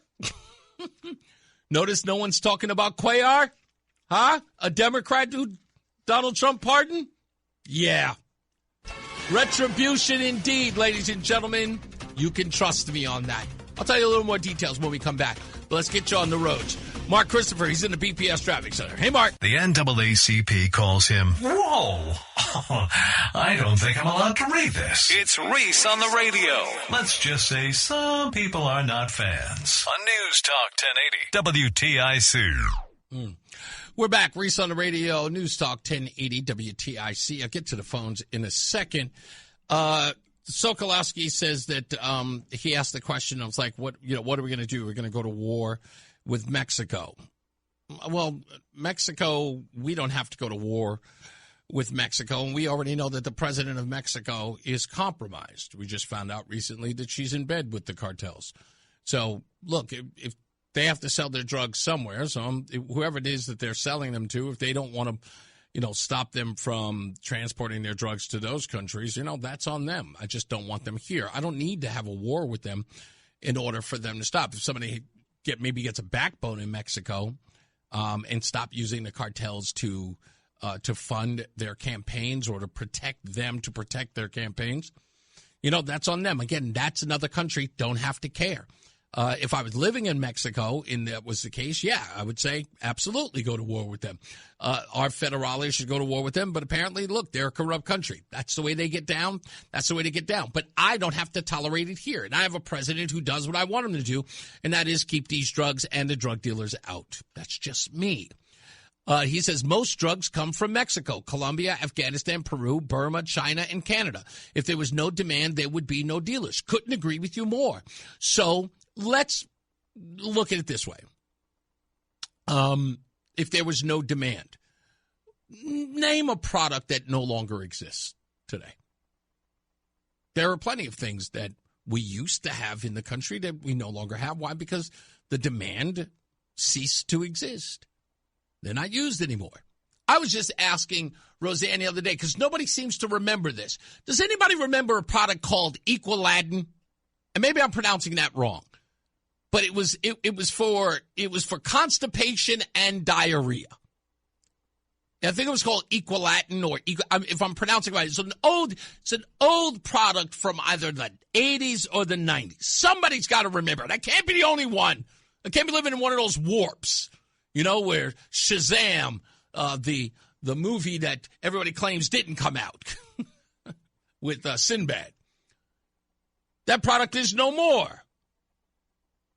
It was a product that used to sort of equal out your intestines, so that if you were constipated or you had diarrhea, it would equal you out, hence the name.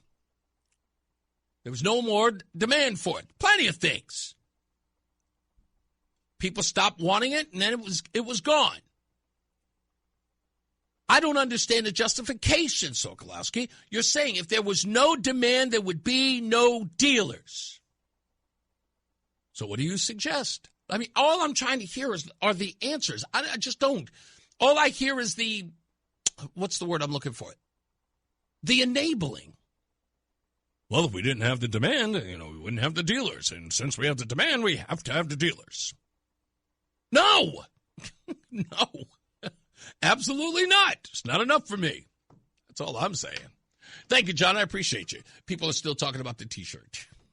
They like it. Frankie, baby. Now, listen.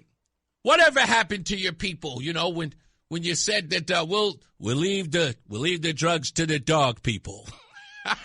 Well, let me tell you this. We were talking about. It's funny. I swear you guys. We were talking about this last night. Mm-hmm. Up to October 16th, 1976. Okay. If you sold drugs in the mafia before that date, you got killed. Right. It was a no-no. It was forbidden. They didn't, because of one man, Carlo Gambino. But what happened was he died and all hell broke off. Yeah. That's what really took down the mafia, not Rico, drug dealing. Because when he was alive, people were afraid of him, and nobody dared to do drugs. And the FBI didn't care what else they were doing, gambling, booze, stuff like that. But that's what they're on the mafia. But you're wrong about Mexico, and I'll tell you why. Why I'm wrong about Mexico? Yeah, you have to send the military in there and go get those guys, and I'll tell you why. Okay. Only 10 to 15% of the cargo is checked in this country. They're still getting it in here. Oh, I know. But are you saying, hold on, but what I'm saying is that what do we know? We know right now, that Sheinbaum, the president of Mexico, is aligned with the cartels, which I found very, very odd in the beginning when there were some, ramblings about Donald Trump going in and probably just, acing out every one of those cartels. And he knew where they were, where they lived. And Sheinbaum was immediately against it. And I went, whoa, that's suspicious. And then, of course, look what we find out. Yeah, exactly. So what would you suggest? Would you think that we should go into – I don't think we should go into sovereign land and just declare war on the cartels, not without the assistance of the Mexican government. Well, here's the problem, though. If we do that, the economy is going to suffer because we do so much trade with Mexico. Right. And they can shut down that border from preventing those spots. Believe it. But you said something the other night that was the other day that was fascinating. What would happen if we woke up tomorrow and it was a drug-free America? Wow. Right now, the unemployment rate in this country is 4.3. What do you think that rate would be if your dream came true? What I was told. Probably higher. Yeah, they said it could be almost 20%. I believe it. Think about all the people that would be out of jobs, tens of millions, the cops, the DEA, the judges, all the health workers. We wouldn't need any of these people. I couldn't agree with you more, but you know what? You've heard the term necessary evil, Frank. I'm sorry. Look, I know that people are like again, it almost sounds like what Sokolowski is saying here, right? Sok's saying to me that, the demand is there, so because of the demand, we need the dealers. Like the dealers wouldn't exist if we didn't have the demand. So, yes, you're right. If there's no drugs, we don't have any drug charges, we don't have any drug trafficking, we don't have any drug crimes, then the ADAs in which the guys who have made their bones, if not their careers, of prosecuting these kids, they would be out of work. And that's when they would go, what would they do with themselves? And I would say, pound sand. Sorry. You will not use, those inner cities and those drug dealers, and you won't use those drug users, for that matter, as fodder to pad your resume. Go find a real job. Well, I agree with you, but that would be the consequences. The unemployment rate, they said, would be at least 20%. Think about that. Yes, we get rid of more lawyers. I couldn't imagine one person who would jump. That's what I'm saying. I couldn't imagine one person who would jump out a window and say to me, save the attorneys. Yeah, I got to be careful. I got friends that come over. I don't want to lose any more friends. You know what I mean? No, but but it's sad, though, that there's always a negative side to something good. Indeed, I agree with you. Yeah, indeed there is, without a doubt. I totally appreciate that. Thank you, Frankie. You got it. Hey, White Mike. He's going to probably set me straight on this one. What do you got, buddy? Well, man, I'm listening to the conversations, and I can't help thinking that our government is not really serious about solving any of these problems because there are simple, if perhaps a bit brutal, solutions to all of them. Okay. I have a solution to the homeless problem. Okay. Work camps. Okay. Not bad. We need to round these people up. If you're homeless, well, guess what, buddy? We're sending you someplace temperate, and you're going to pick fruit, pick vegetables. Yeah, sure. Out there. And you're provided with shelter as well as food. And if you're on drugs, well, I figure some hearty, fresh air and some exercise would be a good way to kick your drug habit. So far, you have not offended me. Okay, now, we do have a drug problem in this country. We do. And it is very tempting to be the kind of liberal namby-pamby and say, well, these people are just victims and addicts, and we don't really need to penalize them. Let's go after the supply. And I agree we need to be harsh on drug suppliers. Okay. But we need to take people who are using real drugs and put them in jail or put them on the work camp and let them pick fruit and vegetables till they sober up. Okay. I think we should legalize marijuana. The fact that marijuana is not legal is ridiculous. But wait. Now, hold on the marijuana front. Do you believe that these particular strains that have been altered, so to speak, you know which ones I'm talking about, should we have that kind of legalization, or we're talking about the bare minimum, the 70s style stuff? No, because we don't do that with alcohol. You can buy beer and you can buy Everclear. It's just different things. So it doesn't matter what the strain is. It's just marijuana should be legal. But why? Because legal, are you saying because marijuana doesn't afflict people the way that the other drugs do? Is that your reasoning? Saying, let's give them something. Okay. Look, people, we're going to give you weed. And I'm even okay with legalizing powder cocaine, but making it really expensive. Okay? When you say really expensive, what do you mean, like $500 a gram? Yeah, I want you to, I don't want it to be something the average working guy can do all the time. Gotcha. If you're going to save up for a bender, gotcha. But other than that, no, you got to start putting these people in work camps. And as far as the illegals, I've already told you my solution to it.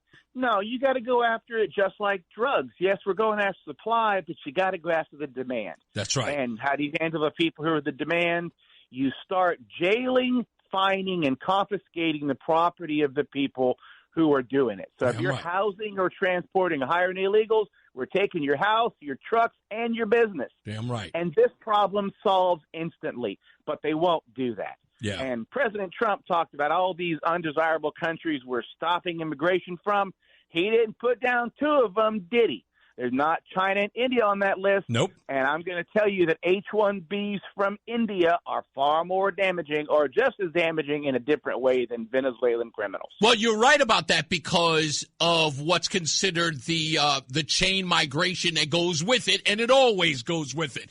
And we're talking about I wish people would stop talking about it like it's only running like 2 or 3 deep on chain migration. It's called chain migration for a reason. It's like chain. It's like long chains. Well, and dude, just in the IT world, it's really unfair to American workers because you're taking these Indians who we don't know if they're qualified, by the way. They Fair could enough. just be somebody's cousin, Raji, who's getting over here.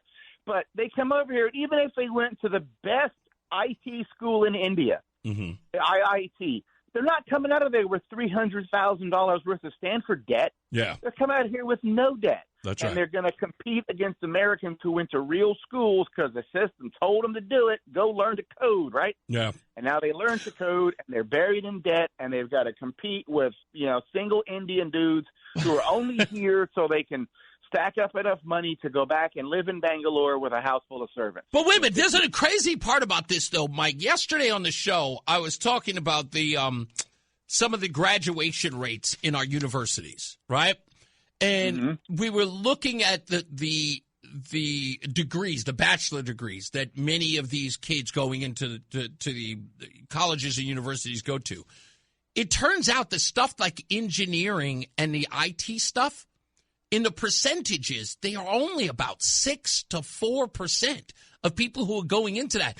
The larger ones were going into sociology and studies, so to speak. Well, yeah, that's because there's more broads than dudes in college. That's true. That is true.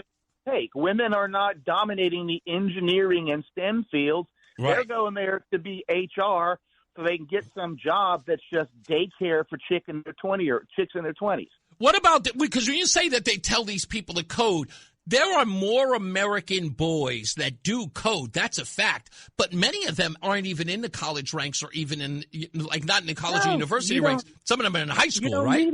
You don't need it. All thing you need college for really is networking. These kids they know how to hack and code by the time they're in high school. Yeah. They don't need schooling for this. Are those kids missing opportunities because of the H-1Bs? Like, are those? Oh, sure. Yeah. Okay. Sure, So if you have enough skill to code, but you're an entry level guy, they're just going to hire Rawal and pay him, $15 an hour, and you're not going to get the gig. You're the worst person. You're the worst person in the world, Rawal. You'll just come up with any name in the world.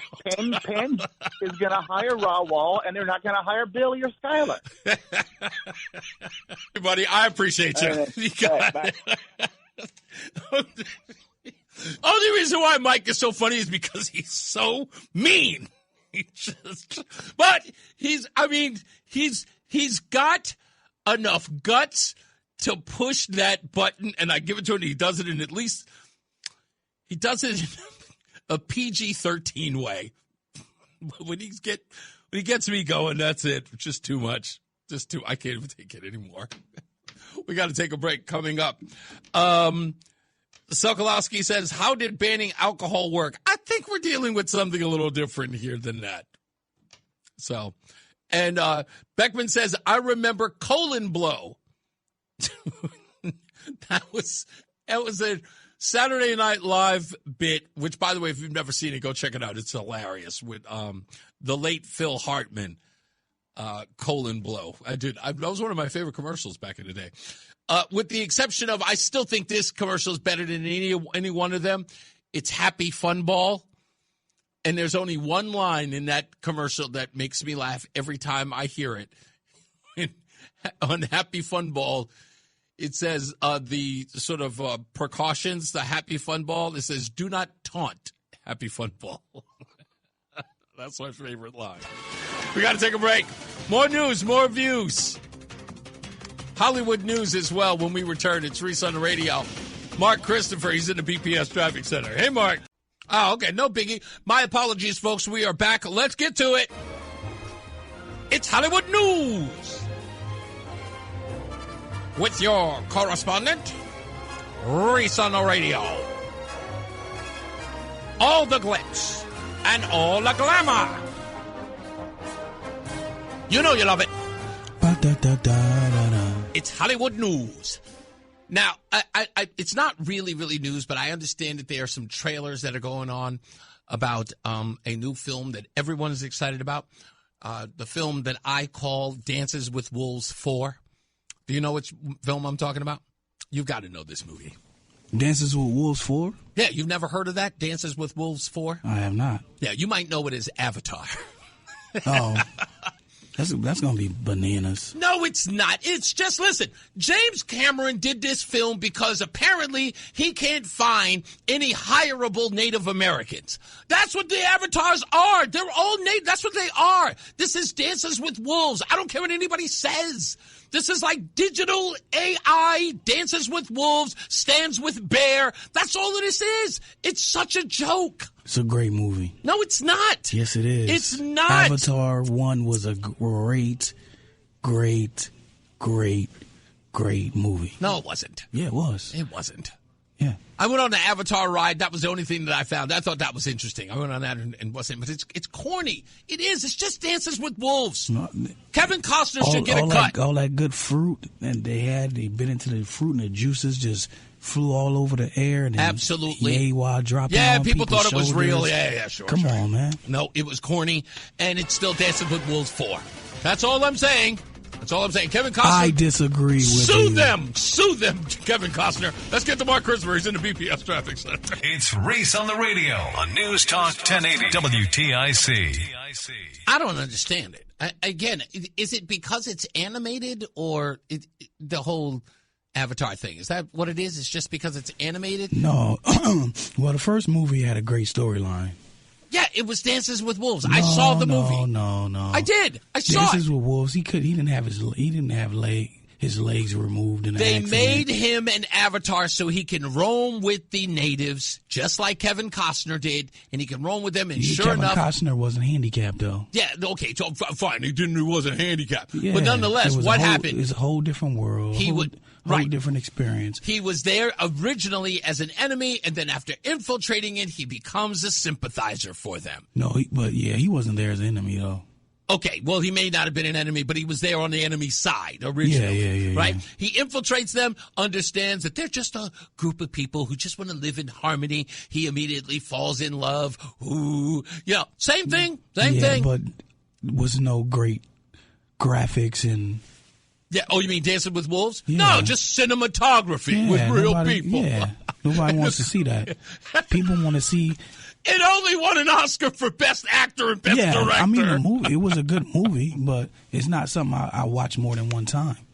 Really? Dances with Wolves? I watch it all the time. Every time it's on, I watch it. one of the most epic films ever Yeah, made. It's like 3 hours long. Yes, it is. But it was worth it. If it's going to be 3 hours, I need it to be action. I need it to be CGI. You need the CGI. I need some type of hero. I need a great plot, something that I could feel like I'm a part of. That's what it is. Yeah. Okay. Well, I always thought, Laura used to say this thing, said a good movie is a movie that you can watch for 2.5 hours and forget about your own life. Yeah, you won't be a part of, and that was Avatar, because I was like, man, that would be cool to go into a machine and then that concept. Go into a whole new world and explore. Can I ask you a related question to that? What was that? Excuse me. What the heck is going on with me today? Okay, a related question to that. So there's this buzz that's going around, and questions are emerging. I think I saw it on Reddit, and I saw it in somewhere else, another chat room, that said that if you can put your essence inside of a robot so that you can live forever, sort of like the whole Avatar thing, right? If you could take the essence of your brain and your memory and your conscience and put it in a robot to live forever, would you do it? I don't know. That's a good question. Yeah. They already did a show like that, though. It wasn't in a robot, though. But you had a Substack right in the back, and as long as that wasn't shattered or damaged, you could just exist. And people kept that in a location that you could not. You always put your Substack in a secret location where nobody knows where it is, so they can't just smash it and get rid of you. And I would do it if you die. You would just be reborn with all your same memories into a different body. That's interesting. Yeah. I would actually, and someone asked me this a couple of years ago, whether or not I would do it, because people were like equating it was like, oh, you want to be godlike. I'm like, no, it's not that. It is not like I want to have superpowers that I want to control things and anything like that. But when someone asked me, it was like, hey, why would you do it? And I said, it's real simple. I'd love to be there when it all goes. I want to see how the whole thing, I would because I know we're not going to see. Look, I was promised flying cars. I got none. We might get some this year. Elon says we might get some this year. And it's only a couple of weeks now. He better get it done. But that being said, so I would really want to see some of the things that I was promised as a teenager or as a kid growing up. We got the flip phone, we got to watching people on our screens, like we can call somebody and see their faces. Sure, we got to see that. Yep. We've seen space travel to some degree. Katy Perry went up for 3 to 5 minutes. Fine. But I want to see if I could, clearly I would have to exist in a place where I could. I would love to see something remotely close to Starfleet. Oh, yeah. You know what I mean? Where we would be. Well, you try to beam somebody up? No, I want to explore strange new worlds. Okay. I would. What an astonishing thing it would be if we could have, excuse me, like Star Trek First Contact. Where we actually see an alien come down to Earth and visit us. I know that's not going to happen in my lifetime, or we're never going to have to experience that where we can travel off and actually interact with them beyond. But I would love to stick around to see how far we get to that existence. Yeah. I don't think we're going to see it for another 100 years. Then they say you will move at the speed of light. Yes. It would take 7 years of your life that time, but if you come back to the world, it'd be like 1,000,000 years later. Yes, exactly right. I do know something like that. I learned that in high school. Yeah. I had a science of an English teacher who was a big sci-fi fan who told me that. You're absolutely right. Something along that line. But I would just want to I would hate to miss those things as far as technological advancement that we only see in movies and TV shows. I want to see what the reality would look like. Like Back to the Future. And I would really I don't really, I look at Back to the Future and I say to myself, because I remember this not too long ago. Someone said, there was an article that said, how many things in Back to the Future did we get in the year. Because, it's funny because Back to the Future Part 2 takes place in 2015. Yeah. Isn't that wild? Yep. And I think it was like there was this article or Substack, or not Substack, sorry. What's the name of that not Daily Beast, but the other one that does all the videos? It'll come to me. Anyway, they did this. What did the Back to the Future movies get right? And they did get one. Nike started making their sneakers very much like Marty McFly's sneakers. The high tops with the stripe. They actually made sneakers that resembled that design. And I thought that was interesting that they got that right. The hologram, we did get those. The hoverboard, it sucks that we didn't get that. We got some version of it with wheels, but that's never going to be the same. If we don't get an actual hoverboard, it's just, I don't care. It's pointless at this point. No, I don't think that's smart. What, a hoverboard, like a skateboard, hovering skateboard? Like a real hoverboard without the wheel? Yeah, like a real hoverboard that you can actually ride. Oh, come on. No. Why not? You're asking for depth to increase by 1,000. You'd still have to wear a helmet and some. No, you don't. No, I'm not saying a hoverboard that travels at a rate of like speed. Silver Surfer? Yeah, nothing along those lines. No. Then we're talking about injuring your body. I'm saying that you shouldn't be able to go any faster than, 10 miles an hour. That's too fast. That's too fast? Yeah. Okay, 5 miles an hour? Yeah. And you got to be with a helmet and some elbow certain pads. Age. You got to be at least. And you got to be a certain 16 age. Right? or. Yeah. Somebody says, Sokolowski says China has flying cars. I don't think that. Do they have flying cars there? I think they have something close to that. If we get flying cars, Beckman says, it will require air traffic controllers. Not if Elon has something to do with it. Think about this, John Beckman, and I really do believe that this is possible. So right now, we have – are you familiar, Roland, with these cars that are taxis in California? No. Okay, so they have these cars there. In fact, they're being used a lot in a lot of places. They've had some glitches. One guy got stuck at an airport with a driverless taxi that was doing donuts in the parking lot. You never saw this? Oh, my God. It was such an incredible story. So he's doing donuts, and it locked the doors, and it wouldn't stop. Like, he had to call the police and the whole 9 yards, and the driverless taxi wouldn't let him out. It was an incredible story. And he, of course, he's freaking out. I don't know. In fact, I don't know if there should have been a follow-up story about it, whether or not he ever used them again. But they have these other ones that are called like Waymoos or Waygoos, whatever they are, in California. And they're driverless taxis. And the technology, because Tesla has it as well, what it can do is it's got cameras everywhere, and it can sort of tell, what's to your left, what's to your right, the distance from the car in front of you and the distance from the car behind you. And it's a safe mode that you don't have to steer. Some people have been known to eat their breakfast, even fall asleep in the passenger side while the car drives with them. No thanks. I'm with you on that one. That's iRobot. You waiting for them to just take you out. Indeed. Now, what Beckman is saying that we would need traffic controllers, but see, if we would have let a guy like Elon Musk do it, these cars would be self-propelled and they would recognize themselves in a way that would prevent that from happening because it's already happening on the streets. Now, some glitches, I think it was a couple of years ago, we had a self-driving vehicle. Someone was in the vehicle and they hit somebody on a bike. And that was during the very, very early stages of driverless vehicles. Yeah, it's going to be. Now it's a little better.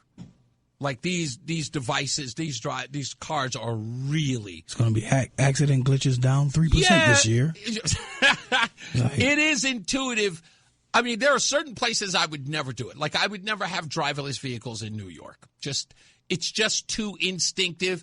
Do they still have bike messengers in New York? I think they still do. Plus they have bike riders. I wouldn't do it in a place like New York where there's a lot of really, really fast and like intuitive driving that needs to happen. So that place I wouldn't do it. But anywhere else, absolutely. I would do a driverless car. I would. But there'd have to be some conditions. One, It would have to be a tank, just in case. It would just have to be a really, really secure vehicle. Maybe the Cybertruck. I would do a driverless Cybertruck. Have you been on the inside of a Cybertruck? Not yet. Okay. Not yet. Have you been in yet? Yeah, they had a showcase at the casino. What did you think? I mean, it was all right. My wife is in love with them. Yeah, my daughter loved it too. Really? Yeah. How can a truck so ugly be like the belle of the ball? People like ugly stuff, man. Isn't it weird? It's like I'm looking at it. I'm going, who was the designer that said people are going to love this? Because I look at it and I go, this is a hideous ride. One of Kanye friends, probably. That's probably designed by Kanye. It is not the most appealing. Like, I've seen cars that are like fly. Like, you see it and you just go, whoo, look at the design of that. And you look at the Cybertruck and you just go. One of my friends said, that's the car we used to draw in elementary school. Yes! I was like, oh, yeah, that's true. Maybe that's what the appeal is. Maybe because it's so simple and so bulky. Yep. That's what it is. Like, it is a childlike appeal to it. It's like someone created a car out of the design that I used to make as a 4-year-old. And it's expensive. That's always ugly and expensive tends to sell a lot. That's true, because the Yeezys, those sneakers were the same darn deal. The ugliest things in the world, they cost so much money, but every person I could think of was buying them. Yep. And I'm like, that thing looks like a colander. That's not a shoe. What all the holes? That's like insane. Beckman also says, our police now have Cybertrucks. I did see that. I saw that they unveiled one at the Las Vegas, at someplace in Vegas they did. They are mean looking, he says. I don't know. They're appealing. I think I just want one just because. I think I do. I saw this one guy driving one in downtown San Antonio, I think it was. It had to have been. We were by the pier, and he says to me, he goes, yo, man, you got to get one. He goes, these things are the best. I'm like, really? He's like, yeah, man, you don't know what you're missing. And every time I walk up to him, I say to myself, maybe I should. I would like the one Shaq got. Shaq's got a particular one? Yeah, it's custom made because he wasn't big enough to. Oh, he can't fit in that thing? Yeah, it wasn't big enough to fit him, so they had to enlarge it and they souped it up. It looked like a Cybertruck Batmobile. Does it? Yeah, I would drive that. Okay, now I got to see it. I got to look it up online. Maybe that's. Yeah, it's pretty cool. Is it? Everything he didn't even know he got it. Remember the slingshots that everybody was crazy about? And then I watched remember the guys, what's it called, West Coast Customs? Yep. They did an elongated one for him, like they extended it for him. I drove one of those slingshots before. I totally get the appeal of those things. Oh, you like those? Oh, I drove that around. I drove that in Northern Virginia, and that was a cool thing to drive in. I got Roseanne in one, too. We almost bought one. Almost bought one. What was the price of those? About $15,000. Yeah, I could see it. Yeah, somewhere anywhere $15,000 to $17,000. I would say just if you can, joyride them. Don't buy them. Speaking of riding, let's get to Mark Christopher. He's in the BPS Traffic Center. Hey, Mark. The Odyssey app lets you jump back to the moments you missed from WTIC News Talk 1080. Download the free Odyssey app. Search WTIC News Talk 1080 and tap earlier today to get started. We're back. It's Reese on the radio. Friday, we are going to be at Avon Old Farms, of course, for the kickoff, at least for this program, the Salvation Army holiday store. So if you want to donate, please do that. We're also going to have a text apparatus or text angle that you'll be able to donate if you can't go down and drop off a check. This is something that you'll be able to do. We'll find something interesting to do. I hear that Joey Burgoyne is actually interested in doing a cold plunge based upon certain peaks that we reach in the online fundraising for the holiday store. We will get to you on that feat by Joey Burgoyne. He offered. No one put him up to it. He actually offered So I'm interested to find out what he wants to do. A cold plunge. I don't know you people. I'm scared to death to do that kind of stuff. I have fear of like cardiac arrest or jumping into cold water. Don't do that kind of stuff. Like to swim, like warm water. Hate cold water. Hate it. Can't stand it. But if he can do it, hey, what the hell? That'd be fantastic. God bless him. Also, when we get back, we'll wrap up the show. We're working on a guest tomorrow. Well, it's not really a guest. But I'll see whether or not we can actually get it done. But stand by or stay tuned for tomorrow's program for that as well. I also want to thank Mike again in New Haven. If I didn't thank the guy enough, I think he just butt dialed me. I want to thank him for providing Marshall House with 2 televisions. It is an amazing thing to call out to folks to help us with something. And sure enough, just like that, you guys, it's amazing. I don't even know what to say. You amaze me every time, every one of you.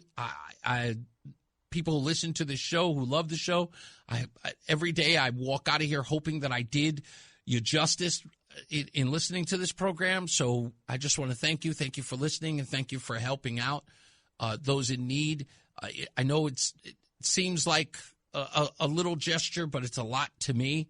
And the fact that I can do it, and you would be so kind and so generous, Mike, to do it, as all of you are, jumping at the chance to help out Marshall House because I asked, means the world to me. And so with that said, can I hold $5? I'm teasing. That's just something that we do, folks. It's just something that we do. I say it to Roland all the time. Every time he wins money. Let's get another check of weather and traffic. Getting you home in this cold, blistery weather. Another guy I will soon be borrowing $5 from. Mark Christopher. He's in the BPS Traffic Center. You got $5? I just happen to have 4 $5 bills in my wallet right now. 4 Abe Lincolns. You have $4 in your pocket? I have 4 $5. So I have $20 in you have $20 in your pocket. Do you carry, if you carry money around normally, how much do you carry? Like, if you're like a normal day, I want to make sure I have some money in the pocket. 10 or less. $10 or less? Yeah, I don't really, everything just goes on my card. Yeah, you know what? It's so funny. I'm so old school, but now, since the card is out, I carry no cash. And people tell me I need to at least have $20 in my pocket. Yeah, I don't know. I just have $20, $10 to $20 in there most of the time. Yeah. So if you're going to jack me, you're not going to get a whole lot out of me. So. What's up, everybody? You know who it is. You know who it is. You know who it is. It's Reese on the radio. Frederick Douglass of the 21st century. It's WTIC News Talk 1080. All right, we're about to wrap this up. And tomorrow, I think we're going to work on a guest that may be associated with some of the topics that I was talking about today with this 4 or 5 dog thing, but it's not about that topic. But I'll let you know tomorrow during the show. Please make sure you tune in for that at the beginning of the program at 2 p.m. Also, I got to get into this because I know this story is going to get lost in the weeds. And I have been trying to reach out to some folks to figure out what's going on. So it's after Thanksgiving. It is now Wednesday. We're about to go into Thursday. And we have still not seen the video release of the death of J. Allen Jones. No one in the so-called community of civil rights activists, with the exception of Alex Taubes, is demanding that this video be released. I contacted Devon Ward, who's the ombudsman of corrections, and I've contacted Corey Betts of the Hartford NAACP, both of which were at the hearing to have this video released, and they are not returning my phone calls, and they don't appear to be in any way interested in the delay. So as Thanos says, I'll do it myself. It's a damn shame. It is. It's a damn shame that even when it matters, not that it's a racial thing. It isn't. It's not a race thing. And maybe that's the problem here. This was someone who was locked up. Whatever the situation was, he was there serving time for his crime. But he didn't have to die. And from what I'm learning about this tape, and from what people are confirming to me, this is really, really bad. And the lack of outrage sounds like someone was paid off. Like someone was told to shut up. It's just really suspicious. And let me say this before I take the last caller today. I am not of the belief that Derek Chauvin caused the death of George Floyd. Let me get that out of the way now for anyone who has the audacity to ask me. I do not believe that Derek Chauvin murdered George Floyd. I've seen the fall of Minneapolis. I've seen the evidence. I know in my heart, I know he didn't kill him. I believe that George Floyd died of a fentanyl overdose. I believe that he was responsible for his own welfare on that day. But it has been described, Jay Allen Jones' case, it has been described that what they did to him was similar to what they did to George Floyd. Let me begin by correcting the record.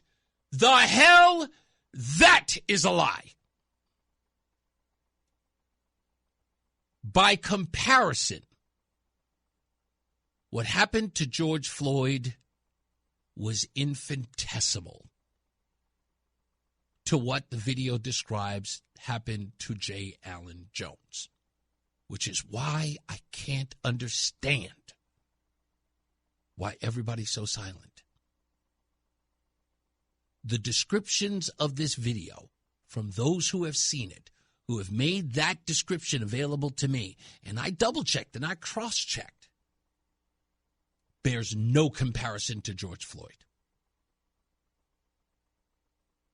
Did anybody put a mask over George Floyd's face and then pepper spray him in the face and ignore his pleas while he screamed, "I can't breathe," choking on his own spit and vomit? No, that did not happen.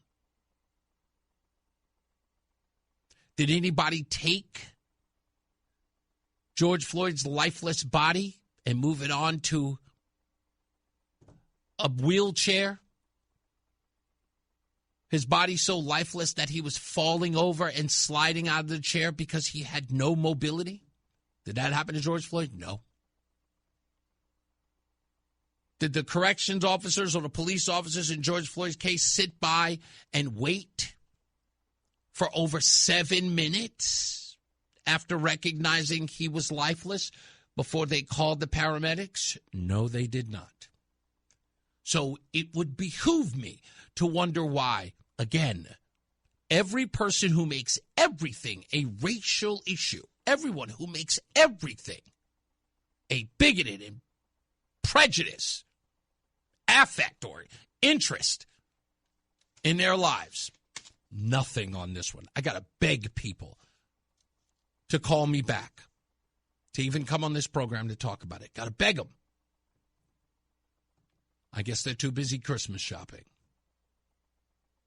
So, like I said, I guess I just got to do it myself.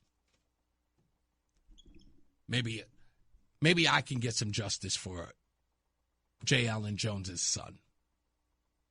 Maybe I can. What's up, Mike? How are you, sir? Good. 2 years ago, I called you. You were filling in for Todd. And I said this was coming. The anger, the corruption, you could see it out in the general public. Every day, people, road rage, anger, bad attitudes. Yeah. And it's because they see all this going on. They see a scumbag like Tim Waltz in Minnesota or some of them that we got in Connecticut, more than some. Oh, it's a And lot. They get away with it. They get away with this. There's a lot of this stuff that's going on unchecked. I just read an article earlier today. I'm probably going to talk about it tomorrow. Did you hear this thing with William Tong trying to suppress the discussion of policy inside the legislature, and he wasn't even asked? Because someone is trying to get information on how they determine a particular law or rule, and they're asking for the minutes. They're asking for how they came to that. And William Tong is coming in and blocking a FOIA request. First time ever, unheard of. He's one of about 300 or 400 people. I'll pay to make an orange jumpsuit for the guy. Oh man, I'm telling you, it's amazing to watch this guy work in this state. Isn't there anything that the Supreme Court can do, intercede in? Well, in this case, Minnesota. In this case, well, the Minnesota thing, the Supreme Court, forget about it. There are federal crimes that are going to be brought on a whole host of people. Forget about the 78. You know what? Forget about the 78. Do you see anything happening to Tim Walz? Oh yeah, hell yeah, absolutely, absolutely. If he doesn't, I'll put it to this way. If he doesn't see prison time, he definitely resigns. That's all. How about some of the POSs in Connecticut? Well, you know what? Okay. It's interesting. I'll tell you this, Mike. This is the thing that I find interesting. Donald Trump, and the federal government for that matter, has been very hands-off with the state of Connecticut. I'm not sure why. Even though, because listen, I'll be honest with you. With as much crap as Chris Murphy screams and hollers and accuses the president of, and William Tong with the constant, throwing lawsuits at him. I think, what do we have, 58 at this point? He's throwing so many lawsuits at him, and yet Donald Trump or his administration barely even responds, which again probably means that Donald Trump sees Connecticut as like no real threat. But I wanted to ask you a question real quick. How are you making out with the cold weather, you and Roseanne? Nah, both of us can handle that. Virginia gets cold. We're used to this.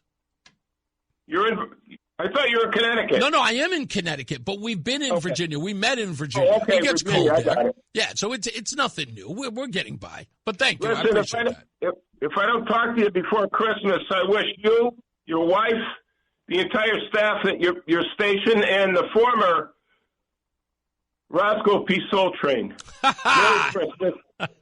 You got it, boss. Thank you, man. Okay, and Merry Christmas to you. Thank you, sir. You got it. Yeah, I don't.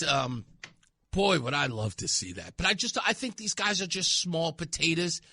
There's so many. These guys are punching above their weight. William Tong.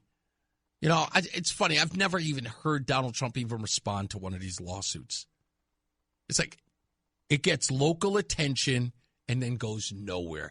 And I think that's the reason why William Tong is just jumping on every one of them, hoping Donald Trump will tweet or write a truth about it, just hoping that he will get some notoriety from it. And isn't that interesting that all of these guys, they're really making their careers about criticizing Donald Trump? Now it's even happening with this guy, I can't even think his name now. I can't even remember their names now. There's so many of them. I don't even remember their names. It's like Donald Trump gets to be the big bag bully that everyone gets to use as a means to improve their status or to up their likes or friends or followers. It's actually kind of embarrassing to watch, to be honest with you. Actually, really, really, really is embarrassing to watch. Anyway, with that, we're going to get up out of here. Yeah, okay, good. We'll have that on tomorrow. Make sure you check that out. Yeah, and we'll talk. We'll go in deep on this J. Allen Jones thing.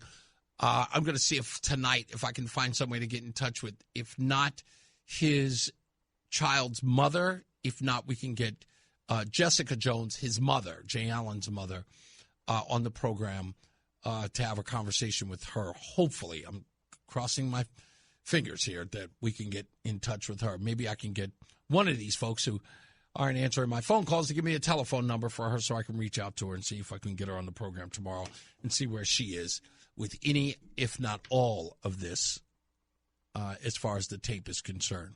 No Black Lives Matter 860 either. Regular NAACP either. What's that guy's name? Scott X. What's his name? Scott X. Buford X. What's his name? I don't even know his name anymore. What's that? When's the last time we've seen anything on the NAACP in Hartford? Anybody? Like, not even Hartford, just like Connecticut. NAACP. What's his name? Xdale? Enclair? What's his name? I don't even know what his name is. Where's he been? Is he on, like, he took a sabbatical or something? His racism ended on his watch? Did he take a break?